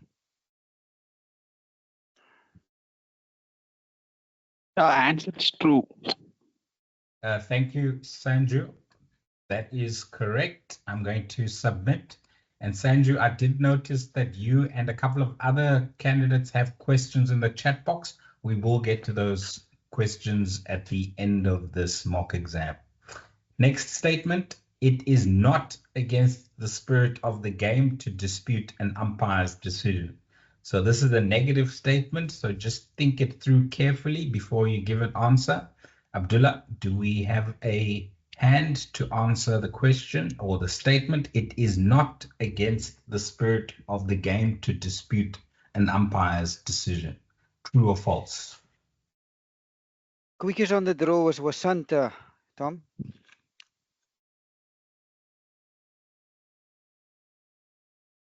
Asanta, true or false? Please unmute your microphone. The floor is yours.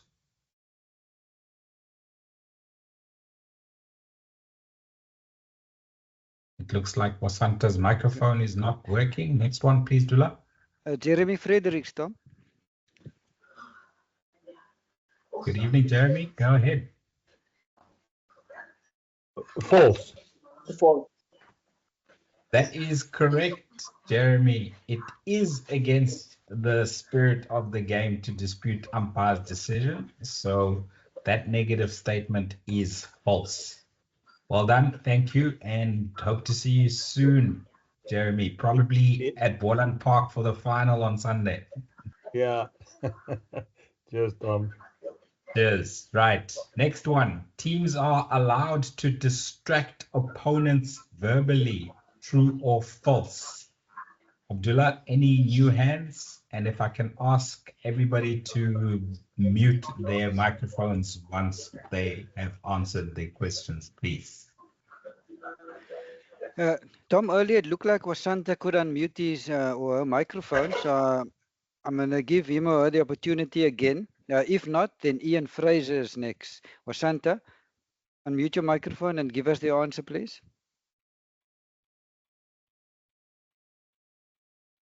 False. False is correct. I agree with that, Wasanta. Thank you very much. I'm going to submit and go over to the next question or statement. A team can field with 12 players. Abdullah, I think, covered this as well in his revision slides. True or false? New hands, please, Abdullah. Ian Fraser.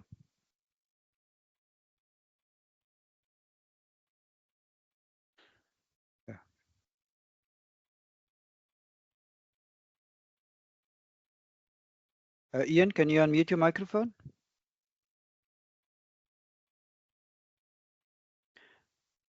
Yeah, Ian, we're not able to hear you. I see your microphone is unmuted, but yeah, we're not able to hear you. I'm looking for a new hand. Yanku. That's a new hand, Tom. Yanku, can you unmute your microphone, please? Yes, hi. I would say the answer might be false. Correct, Yanku. A team can only field with a maximum of 11 players at the same time. So that is false. Happiness. Thank you very much. All the best for the exam. Next question is umpires before the toss do not need to determine the times of play. Again, this is a negative statement. Just be careful when reading it and answering it. True or false? Abdullah, any new hands for this statement? Yes, Tom. First new hand is Yaku. Yaku. Yaku van Leeuwen, can you unmute your microphone, please?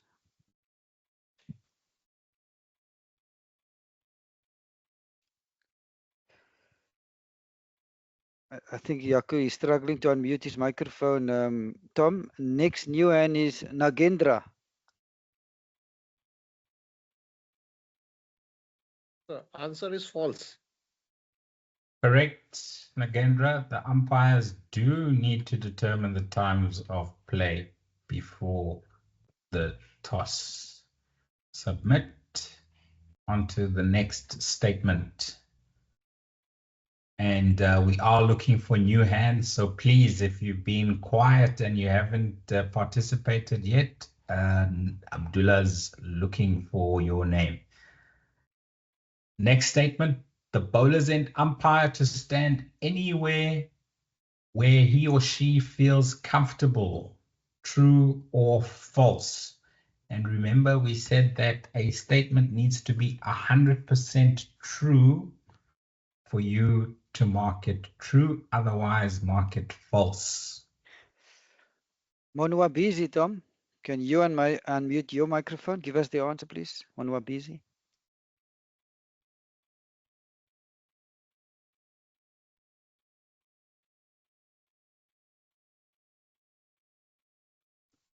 Looks like, okay, yeah, there I can see your microphone was unmuted for a split second. There, Monwabizi. Over to you.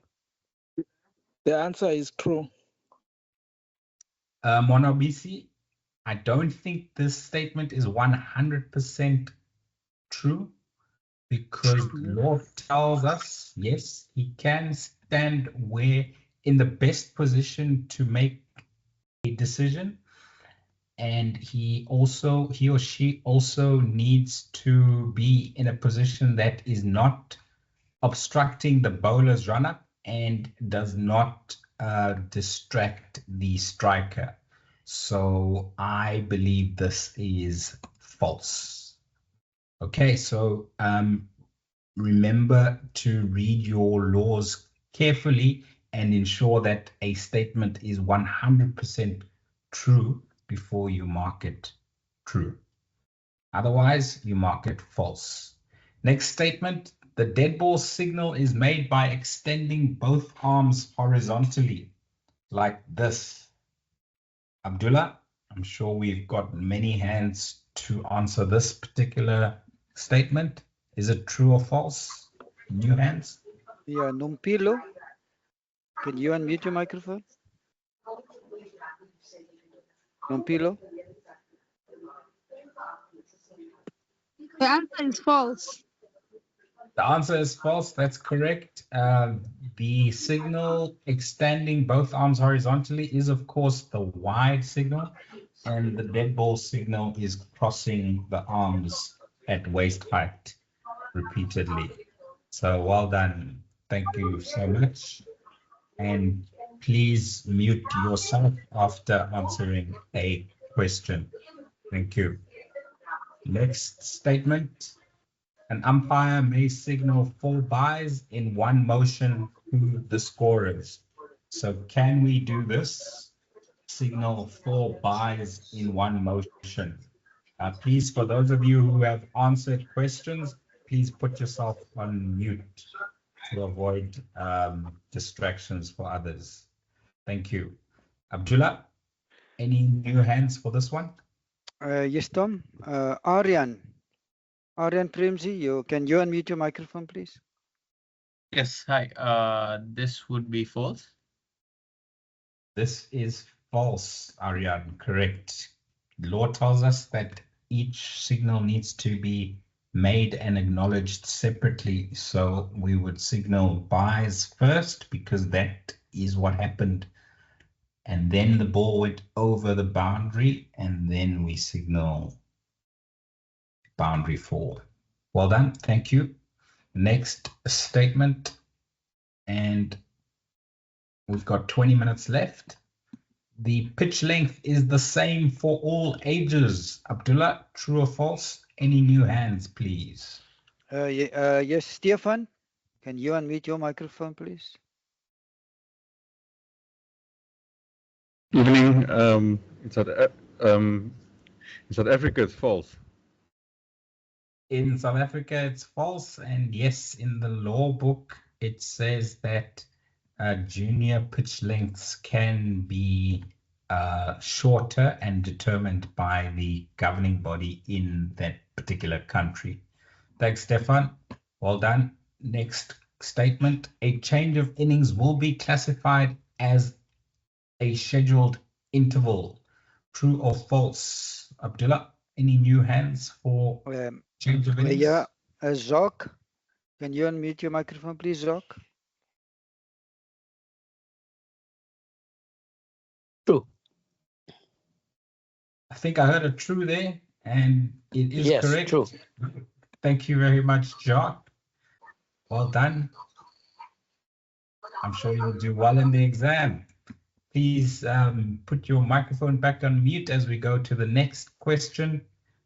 Bowlers and umpire to call play after any interval or interruption. True or false, Abdullah? Any new hands? Tom, I don't think that was Zak that answered the previous question. I think it was Ashok. Zak, can you answer this question, please?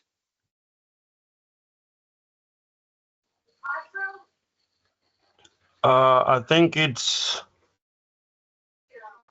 false. Why do you think it's false, Jock? Sorry to put you on the spot.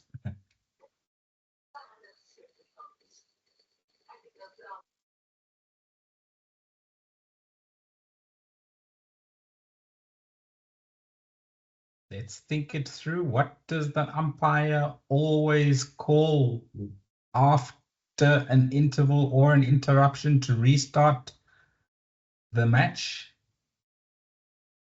Bowlers and umpire calls play. So I'm going to mark it true for us. Submit, and on we go. 17 minutes left. Next statement, a striker may set off for a run from in front of the popping crease. Remember, I made the example of David Miller, who quite often stands outside of his crease. When he hits a shot, does he need to go back into his crease before he starts running, or can he run from his position outside of the crease? Do not true or false? Any new hands, please? Ian Fraser, I don't think you had the opportunity earlier. Ian, can you unmute your microphone and give us the answer, please?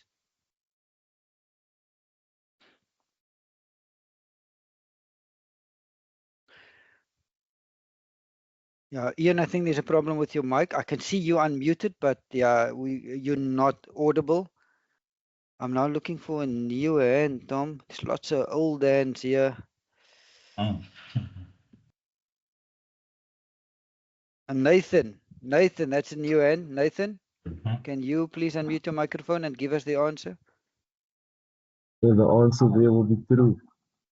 That is true, Nathan. Well done. Thank you. All the best for the exam. Next statement. Abdullah, umpires do not need to agree the boundaries with the captains. True or false? This is one of the tasks that is required at or before the toss. Any new hands? Yes, before I give Priska the opportunity, can the candidates just please lower your hand after the answer was given for each question, because I see hands are staying up even before the questions get asked, Tom. So once the answer gets given, just please lower your hand. And when the new question comes up, now you raise your hand, please. Priska, that's a new name that I'm seeing. Can you unmute your microphone, please, Priska?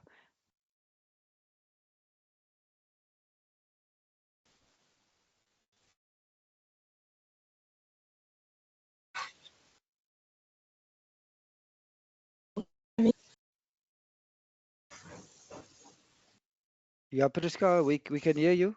What is the answer? The answer is it's false. That's correct, Priska. Umpires do need to agree the boundaries with the captains. Well done, thank you. And all the best for level 3. I believe you had some technical challenges with us in January. We will see you again in May. Thank you, Priska. All the best. Next statement. The ball becomes dead when it lodges in the clothing of an umpire. True or false? Abdullah, any new hands quick on the draw? Priska, if you can please mute your microphone again. Thank you.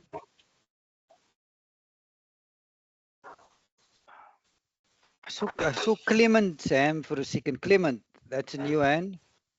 Can you unmute your microphone, please, Clement? It's true.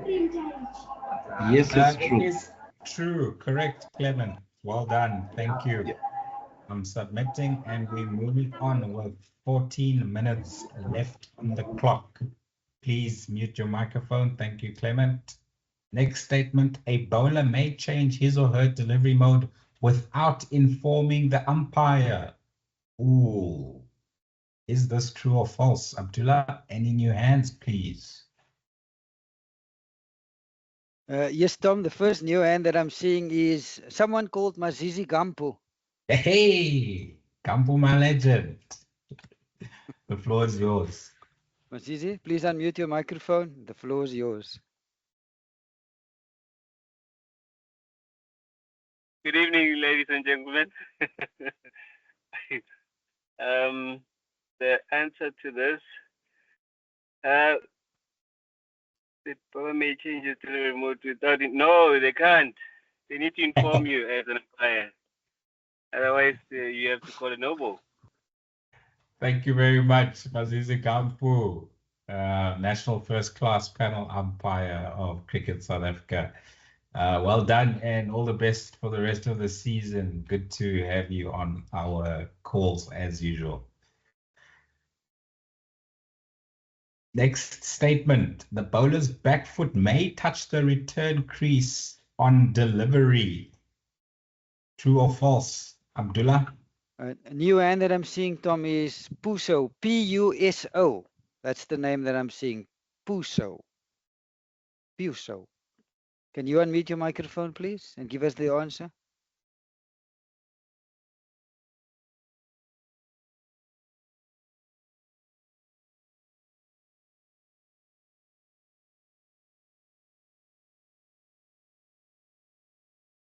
Okay, I don't see Puso's hand anymore.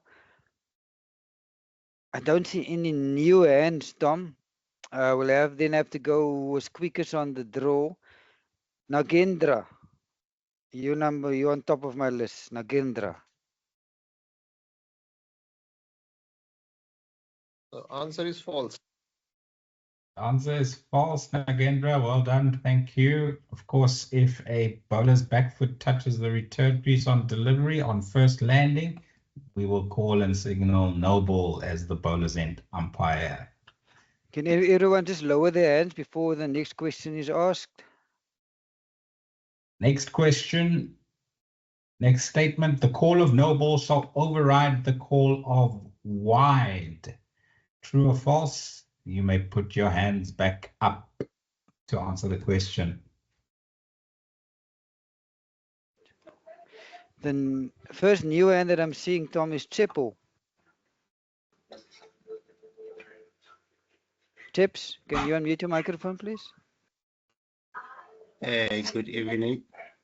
The answer to the call of no ball shall override the call of white ball is true. Thank you. That is true, Tepo. Well done. Thank you. All the best for the exam. I'm submitting that with 10.5 minutes left. The next statement is the umpire to call wide before the ball passes the striker's wicket. Tepo, if you can please mute your microphone, and we are now accepting new hands for this statement. Abdullah, true or false, please? Theo, can you unmute your microphone and give us the answer, please, Theo?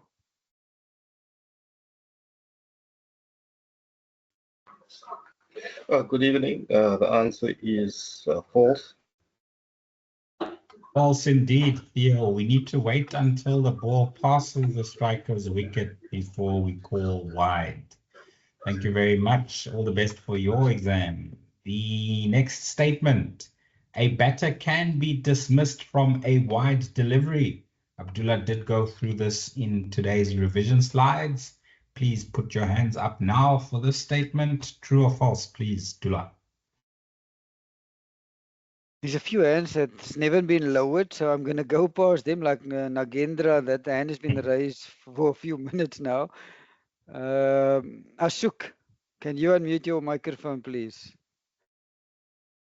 Yes. True.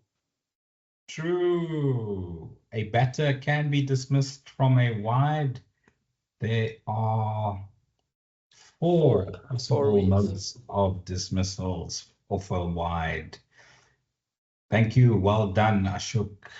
Next statement is A leg bye can be scored if the batter did not attempt to play at the ball.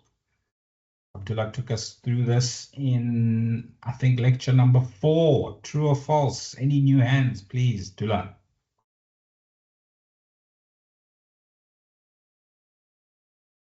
No new hands at this stage, Tom. Just give it a few more seconds to see if I can find a new hand. Yaku, I'm not sure if you answered before, but I'm going to give you the stage. Yaku, can you unmute your microphone? It's a leg bye can be scored. Yes, it's true. If the batter did not attempt to play the ball, so if he left the ball, Yaku, and the ball hits the Oh, no, pad, that's false. correct. A batter, they can try to run, but leg byes will be disallowed. Well done on correcting yourself. What if he's taking evasive action? If he's taking evasive action, then yes, leg byes will be awarded. Good question. Okay. Yeah, but I feel that it should be answer false because he could avoid leg bye by taking evasive action, avoid being hit. Yes, but the statement did not say anything about taking evasive action. So I agree. Okay, I agree. Yes, thank you. Only read the question. Don't think of anything else that's not stated in the statement. Next statement, an injured player may have a substitute at any time. True or false? This is an interesting one. Abdullah? Any new hands? No new hands, Tom. Let's give it a few more seconds.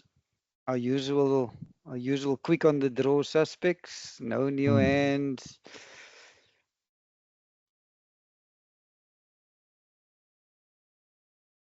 Okay, no new hands, Tom. So we've given Asuk an opportunity. Number 2 in my queue is Wasanta. Wasanta, please unmute your microphone. Give us the answer. I think it's a depend on injured player may have the substitute at any time. My being it is right. Sorry, please repeat.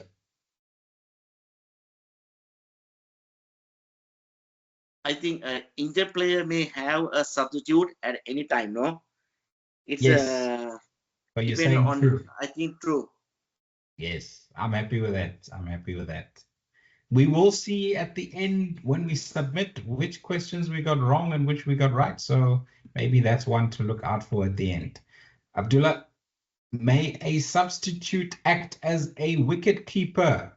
True or false? This is a new law that came into being in 2017. Any new hands to take us through, please? No new hands at this stage, Tom. Our usual suspects.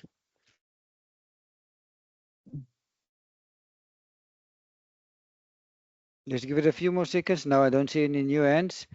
Jeremy Fredericks, can you unmute your microphone, please, and give us the answer? Yeah, the answer is true. That is correct. A substitute may act as a wicket keeper with the permission of the umpires. So this will be interesting to see if we get it right or wrong, because it's maybe not 100% correct, but I would also go true. Thanks, Jeremy. All the best for your exam. I know you're the one of the 23 that have already paid. Thank you for that. Next statement, Abdullah. A fielder may return to the field without the consent of the umpires. True or false?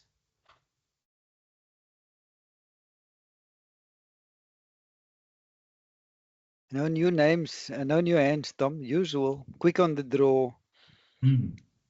Let's give it 5 more seconds. Quickest was Sanju. Sanju, can you give us the answer, please? I think it's false. It is false, Banju. There's a big punishment for fielder returning to the field without a umpire's permission, and you need to go through that in the revision slides. Thank you. In the interest of time, Abdullah, I think any hands will do. A batter may retire at any time during his or her innings. True or false? Zak McLean, can you unmute your microphone, please? I think it's true. Jock law tells us that a batter may retire when the ball is dead at any time during his innings. Okay. So again, then it's false. This is a bit of a tricky one. I think it's probably false because it's not 100% true. As mentioned, we will get to see at the end of the exam which questions we got wrong and which questions we got right. So that'll be an interesting one to check. Thank you. Next statement. An umpire may give a batter out without an appeal. True or false, Abdullah? Aryan, can you unmute your microphone, please? Aryan. Yeah, that should be false. There should be an appeal. Correct, Aryan. I agree with that one. 100% false. Next statement. An appeal covers all ways of being out, all modes of dismissals. True or false, Abdullah? Melvin, the floor is yours, Melvin. Say, repeat the question, please, sir. An appeal covers all ways of being out. One appeal. It's true, sir. That is true. A team only needs to appeal once, and the umpires should answer to all modes of dismissals. Thank you. Moving swiftly along, next statement. A batter will not be given out if the ball touches an umpire. So if a ball is hit straight back at an umpire, on the full, it hits him or her on the shoulder and loops up to mid-off. If the mid-off fielder takes the catch, this statement says a batter will not be given out if the ball touches an umpire. True or false, please, Abdullah? Vandile, can you unmute your microphone, please, and False. give us the answer? False. A batsman False. can be given out if the ball touches an umpire. I agree 100% with you, Bandile. Well done. Thank you. This will probably be our second last or last question. A batter may be given out leg before wicket if the ball pitches outside the leg stump. We had a nice animation video with that checklist. Abdullah, true or false?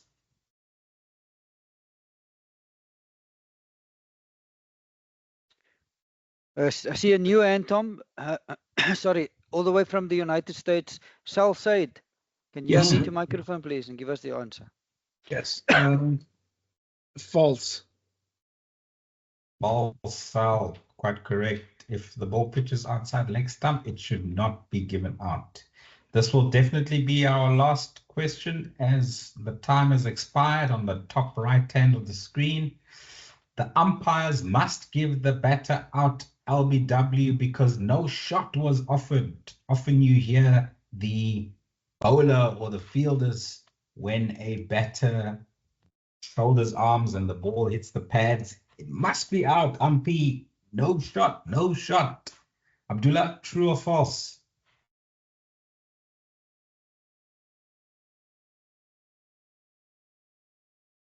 Yeah, I was hoping to get a new hand, Tom, but doesn't look like it. Wasanta, can you give us the answer, please?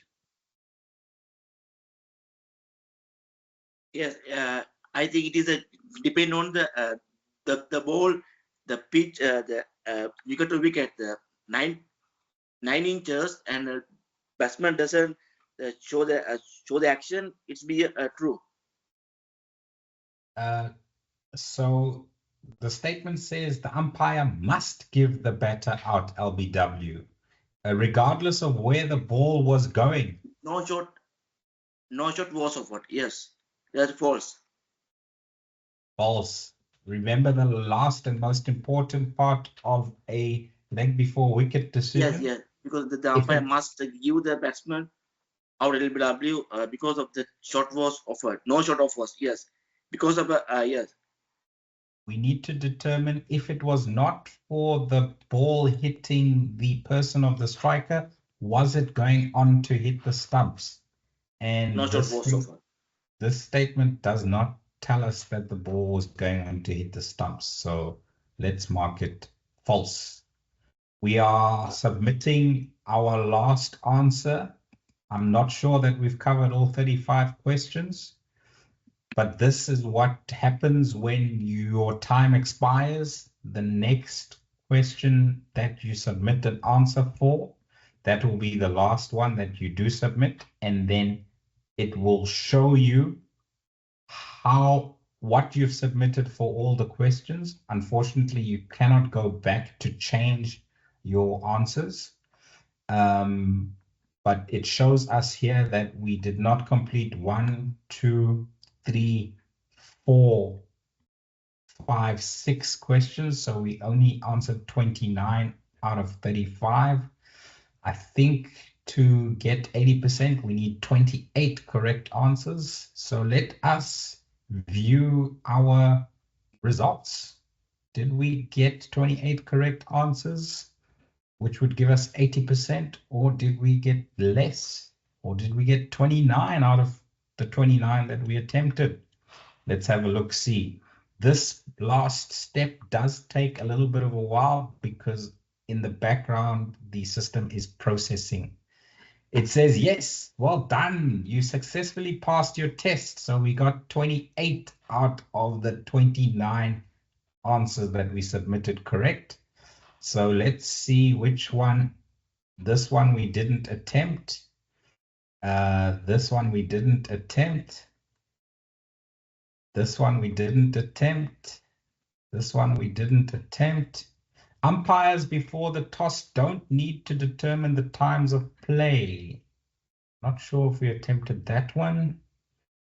The umpire must give the batter out LBW because no shot was offered. I marked it false. It says it was incorrect. So that's a very interesting answer. And this last one we did not attempt. So there it is, ladies and gents. You get your results immediately, and because we got 80%, we do not have the option to try again to improve our mark. And now what I'm going to do is I'm going to log into my emails at training@wpcua.co.za and look what we have here. We have the certificate that has been generated immediately as I have passed, and it's got my full name in it. And this is what it looks like. Remember, it is the introduction to umpiring course exam that we have attempted and passed.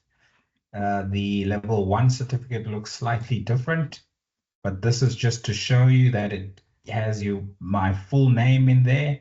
It has got the date that we wrote the exam, and it's got Cricket South Africa's national match official manager's signature. This is a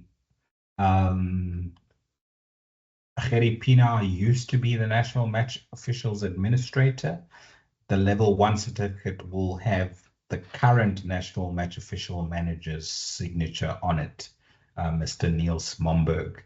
So that is as simple as the process is to register, to confirm your account, to fill in your details, and to attempt a Cricket South Africa online exam. This one was the introduction to umpiring exam. Of course, you will all be attempting Cricket South Africa's Level 1 exam starting Monday, the 17th of March through till the 27th of March. That is your 10-day window period. You can attempt the exam in the comfort of your home, your school, your office.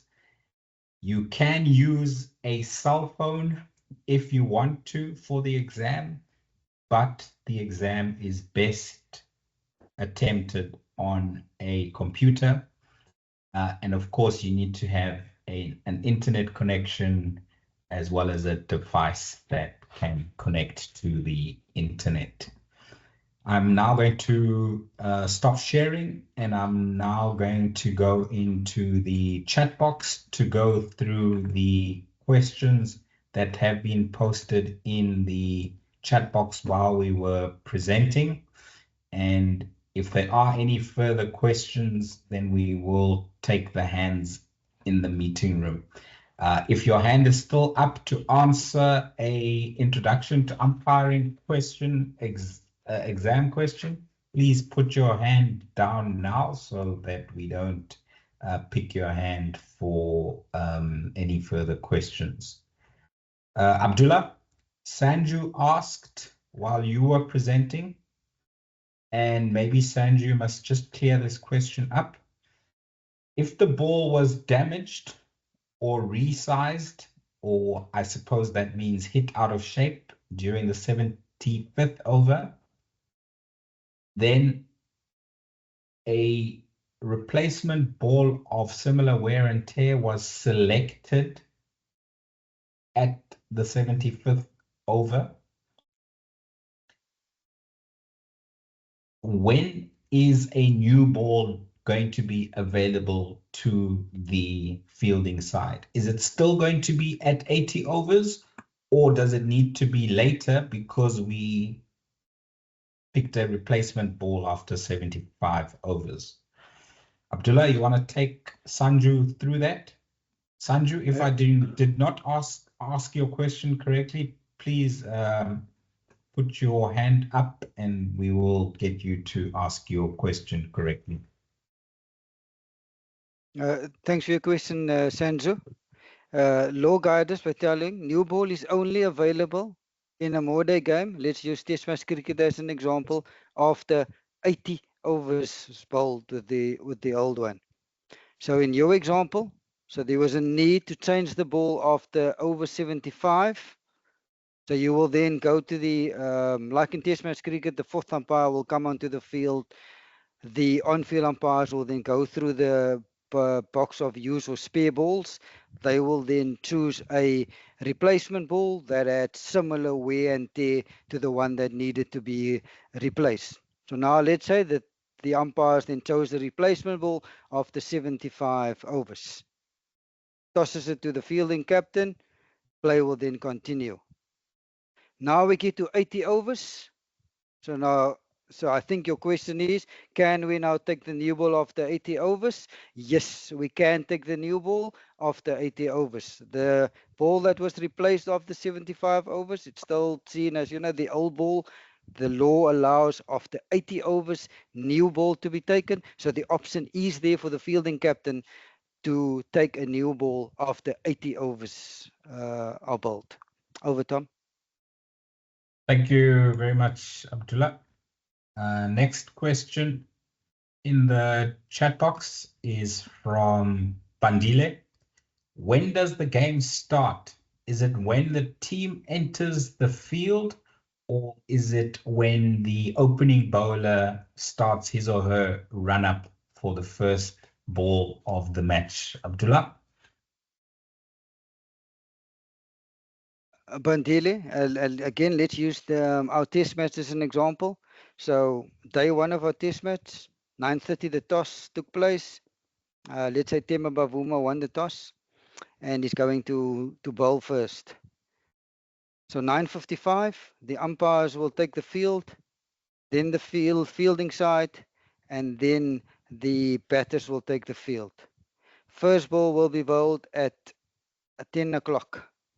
So what will happen at 10 o'clock? Umpire will then check with the the user colleague whether they're ready, check with the scorers that they're ready, check with the fielding captain that user side's ready, then with the batters, and then the bowlers in umpire will call play, and the bowler will then start the first ball of the over. So to answer your question, as soon as that bowler starts his or her run up, that's when the game officially starts. Over, Tom. Thanks, Dula. There's a comment from Wasantha or a request. You would like to join our paid course? Please let me know each and everything. This is my email address. Wasantha, while Abdullah was answering the previous question, I've just forwarded you the lecture 7 reminder email that I sent to all our course candidates earlier today. Lower down on that email, you will see all the course logistics, all the exam logistics, how you can pay for the exam, and also the deadline for the exam payment, which is Sunday, the 16th of March at 6 p.m. South African time.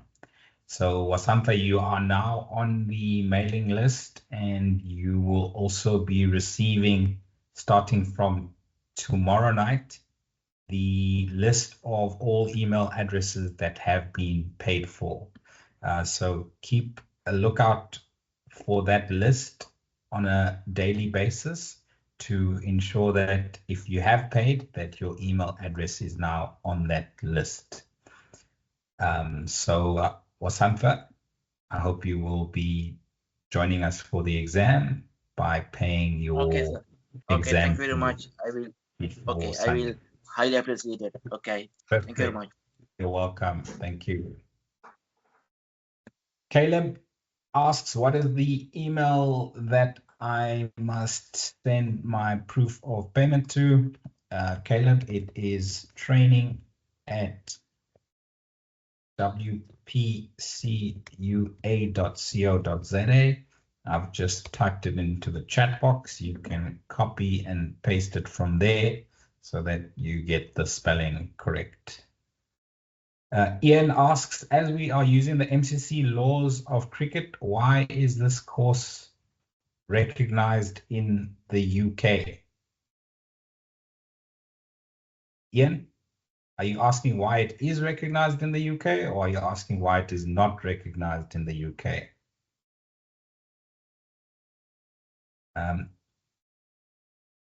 So Ian, in the UK, they have the English and Wales Cricket Board. They have their own umpiring certifications, level 1, level 2, level 3, probably level 4 as well.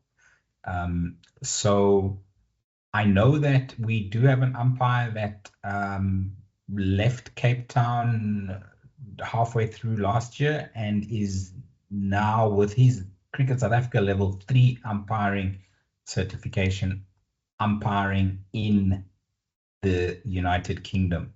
I'm not sure if they asked him to write a entry-level exam or a refresher exam, but because of his experience, I do believe that it is recognized in the United Kingdom. And of course, the laws of cricket are, as you mentioned, owned by the Marylebone Cricket Club, which is based at the home of cricket, Lords, in London. A asks, does the money to pay for the exam wanted immediately after the end of the lesson or can still be paid during the course of the 10-day exam period? Mr. or Mrs. A, the deadline for the exam payment is Sunday, the 16th of March, 6 p.m. South African time, so that all the email addresses which have been paid for will receive their exam link emails from Umpires Universe on Monday, the 17th of March at 9 a.m. South African time. And that will start the 10-day exam window period, which will close at 8:59 a.m. on the 27th of March. I hope that explains the exam window period and the payment deadline. Question from Wasantha. Batter plays a shot high in the air towards deep mid-wicket. A fielder is underneath the ball and he doesn't know what the umpire has given, and he doesn't know that the umpire has given no ball for full toss. Both batters make 2 runs in this situation. The fielder catches the ball and tosses it in celebration. The ball falls outside the boundary line. How many runs will be credited to the batting side? Abdullah, this sounds like a level 3 exam question, probably from Sri Lanka's certification body. Wasantha, are you from Sri Lanka? Are you preparing for a level 3 exam? Do you know the answer to this question? I think it is should be 9 runs over the boundary. 9 runs is correct. I agree with that. It's 1 run for the no ball. It's 2 runs for the runs that have been completed. And it's 6 runs for the ball going over the boundary. Why are we adding the 2 runs? It's because there was a willful act that resulted in the boundary. The willful act being the throw-in celebration by the fielder. Yes, so that is why it's very important if and when an umpire, whether it's the bowler's end umpire or the striker's end umpire, calls and signal no ball, for whatever reason, it needs to be loud enough for everyone on the field to hear, so that this scenario that you have just sketched does not occur. When the player takes the catch, then they will know that the striker is not out because it was a no ball, and they must throw the ball back towards the wickets instead of over the boundary for 6. Okay. Happy with that, Vasantha? Absolutely, 100% had a 100% here. Highly appreciated, sir. Thank you very much. Great. I'm sure you'll pass level 1. I hope to see you for level 2 starting on March the 31st. Okay, very good. Okay. Excellent. Okay. Right. Those are all the questions and comments in the chat box. We've got 2 hands in the meeting room. First hand up, Ashok. Please unmute your microphone. The floor is yours. When is the level 3? Ashok, level 3 will start on Monday, the 21st of June, if I'm not mistaken. That will be the Monday after the World Test Championship final. It's the 23rd of June, Monday, the 23rd of June. But of course, you need to pass level 1. You need to pass level 2 for you to be eligible. We have enough time. We have enough time. Thank you. You're welcome, Ashok. All the best for the exam and looking forward to seeing you in level 2. Next hand up is Aryan. Aryan, please unmute your microphone. The floor is yours. Hello. Yeah, thank you so much, first of all. Actually, I had 3 questions until now. Now I have a 4th one as well. So the first one is just regarding the question that was just asked. Actually, I wanted to know, is the exam fee the same for level 2 and 3? No, Aryan, level 2 is $35 and level 3 is $40. Simply because those exams need to be marked because they are not true or false or multiple choice questions. They are long written answer questions. And obviously the marking is time consuming and labor intensive. So that's why they attract a higher fee than the level 1 exam, which is marked automatically on the website. Okay, got it. Thank you. So now I'll move on to more cricketing questions. The reason I actually have 3 questions is because I could not attend the lectures, the first 6, 7 lectures. I just watched the YouTube recordings due to the time difference. So the first question I have, assuming I'm the main umpire and the leg umpire is, let's say, for example, you, Tom, and there's a run out at the striker's end, and for some reason you were blocked either by the wicket keeper or something. So I have 2 questions here.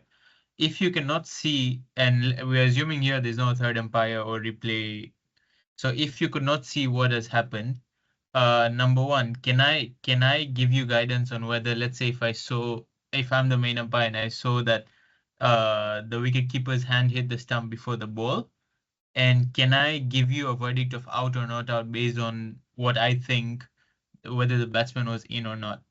There's no replay, so we cannot really, have a second look at it. Sure. Abdullah, I want to throw this one at you. You are the strikers end umpire. Your view has been blocked by the wicket keeper. What would you do in this particular scenario with Aryan as your partner at the bowler's end?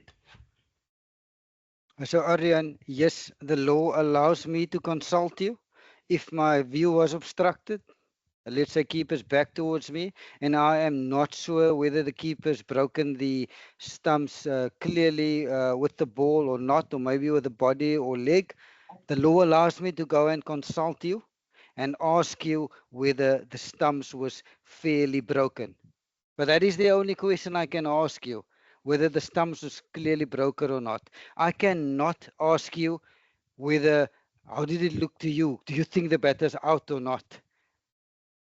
I need to make that call as strikers in, whether the batter has made good his or her ground. The only thing I can consult is whether the wicket was fairly broken by the wicket keeper. And let's say your answer to that question is yes, and I am then sure that the batter is short of his or her ground. I will then give the batter out. If your answer to the question is no, wicket was not fairly broken, let's say keeper took off the bells with his or her leg before putting the wicket down, then my answer would then be not out. Over, Tom. Thanks, Tula. Next question, Aryan. Yeah. Okay. So I just want a bit of clarification on that same point, because let's say you cannot tell whether the batter was actually in or not because it was a 50-50 call or something, but because you were obstructed by two or three fielders that were around the same area. It's unlikely, but I think it's still possible, right? So if I could see that the batter was quite some way short of his ground, can I advise you on that? Abdullah? Aryan, no, you cannot ask that question to your bowler's end. You have the side on view. You need to owe that decision. The only thing you can consult is whether wicket was fairly broken or not. So if you as strikers in is not sure, let's say players obstructing your vision, and you're not sure whether batter made good use or ground, you could rather go not out. But to answer your question, unfortunately, you're not able to consult on whether batter made good his ground or not when you go chat to bowlers in. Only the breaking of the stumps. Thanks a lot. I think that answers my second question as well. So just one more question. I think this is more common in the club cricket and all that we play. A team shows up with 9 players or 10 players. So the game can begin, right? But what are the rules for, let's say we're playing a T20, and the playing conditions doesn't mention anything for less than 10 players, for example. So what does the law say for after power play overs? Is it whether 5 fielders are allowed outside the 30-yard circle for a T20, for example? Or does it say that 4 fielders inside the 30-yard circle? Because I think there's a difference there, right? Correct, Ariane. I'll take that one. So yes, it does happen, especially in club cricket or junior cricket, that a team plays with less than 11 players, and the fielding restrictions of the power plays and non-power play overs are determined by your playing conditions. So if your playing conditions say maximum 5 fielders outside of the 30-yard circle in men's cricket, then you stick to maximum of 5 players outside the circle for the non-power play overs. Yes, we normally count 4 players inside the circle, but on this occasion, when we have fewer than 11 players, then we will have to, as per the playing conditions, count to make sure that there are no more than 5 players outside the fielding restriction circle. If, however, your playing conditions do stipulate a minimum of 4 players in the circle from overs number 7 to 20, then you would have to enforce the playing condition of minimum of 4 players inside the circle. So it all depends on what your playing conditions state. Obviously, the ICC playing conditions, they assume 11 players, so they only mention maximum 5 players out. And so in that condition, if you are playing based on ICC playing conditions, you are going to go maximum 5 players outside the ring for overs number 7 to 20 in a power play innings. Does that answer your question, Aryan? Yeah, I think it's pretty clear. I just wanted to ask, in case, for example, it's just a friendly game, like it's not part of any tournament, so there wouldn't be playing conditions, right? So is there anything in the law that suggests either or? No, remember that the law, the only fielding restriction that the law stipulates is that you're not allowed more than 2 fielders behind square on the leg side. There are no fielding restrictions apart from that in the laws of cricket. So that is why you would need to agree, if there are no playing conditions, at the toss, you would need to agree how many players you are allowing outside of the circle or how many players you require inside of the circle for a team that is playing with less than 11 players. There is no stipulation by law about fielding. There is no fielding restriction circle in the laws of cricket. Okay, got it. Thanks a lot. Great. Thank you, Aryan, and thanks to everybody over the past 7 lectures who have attended and contributed to the lectures. We've asked you quite a lot of quiz questions and had a lot of answers. Today we asked you 29 introduction to umpiring course questions, and we managed to pass the exam and get our certificate. So well done to all of you for your participation. Thank you very much to Abdullah for his input for this course. And from the 2 of us, we wish all of you all the best for the exam. As mentioned, tomorrow I will be sending an email with the links to all the lectures, recordings, as well as all the course material. Throughout the 6 lectures, we were updating the presentation, so I'll send you the latest version of the level 1 presentation. I will also send you the revision slides that Abdullah went through so that you have all the course material in your hands to study and prepare for the level 1 exam.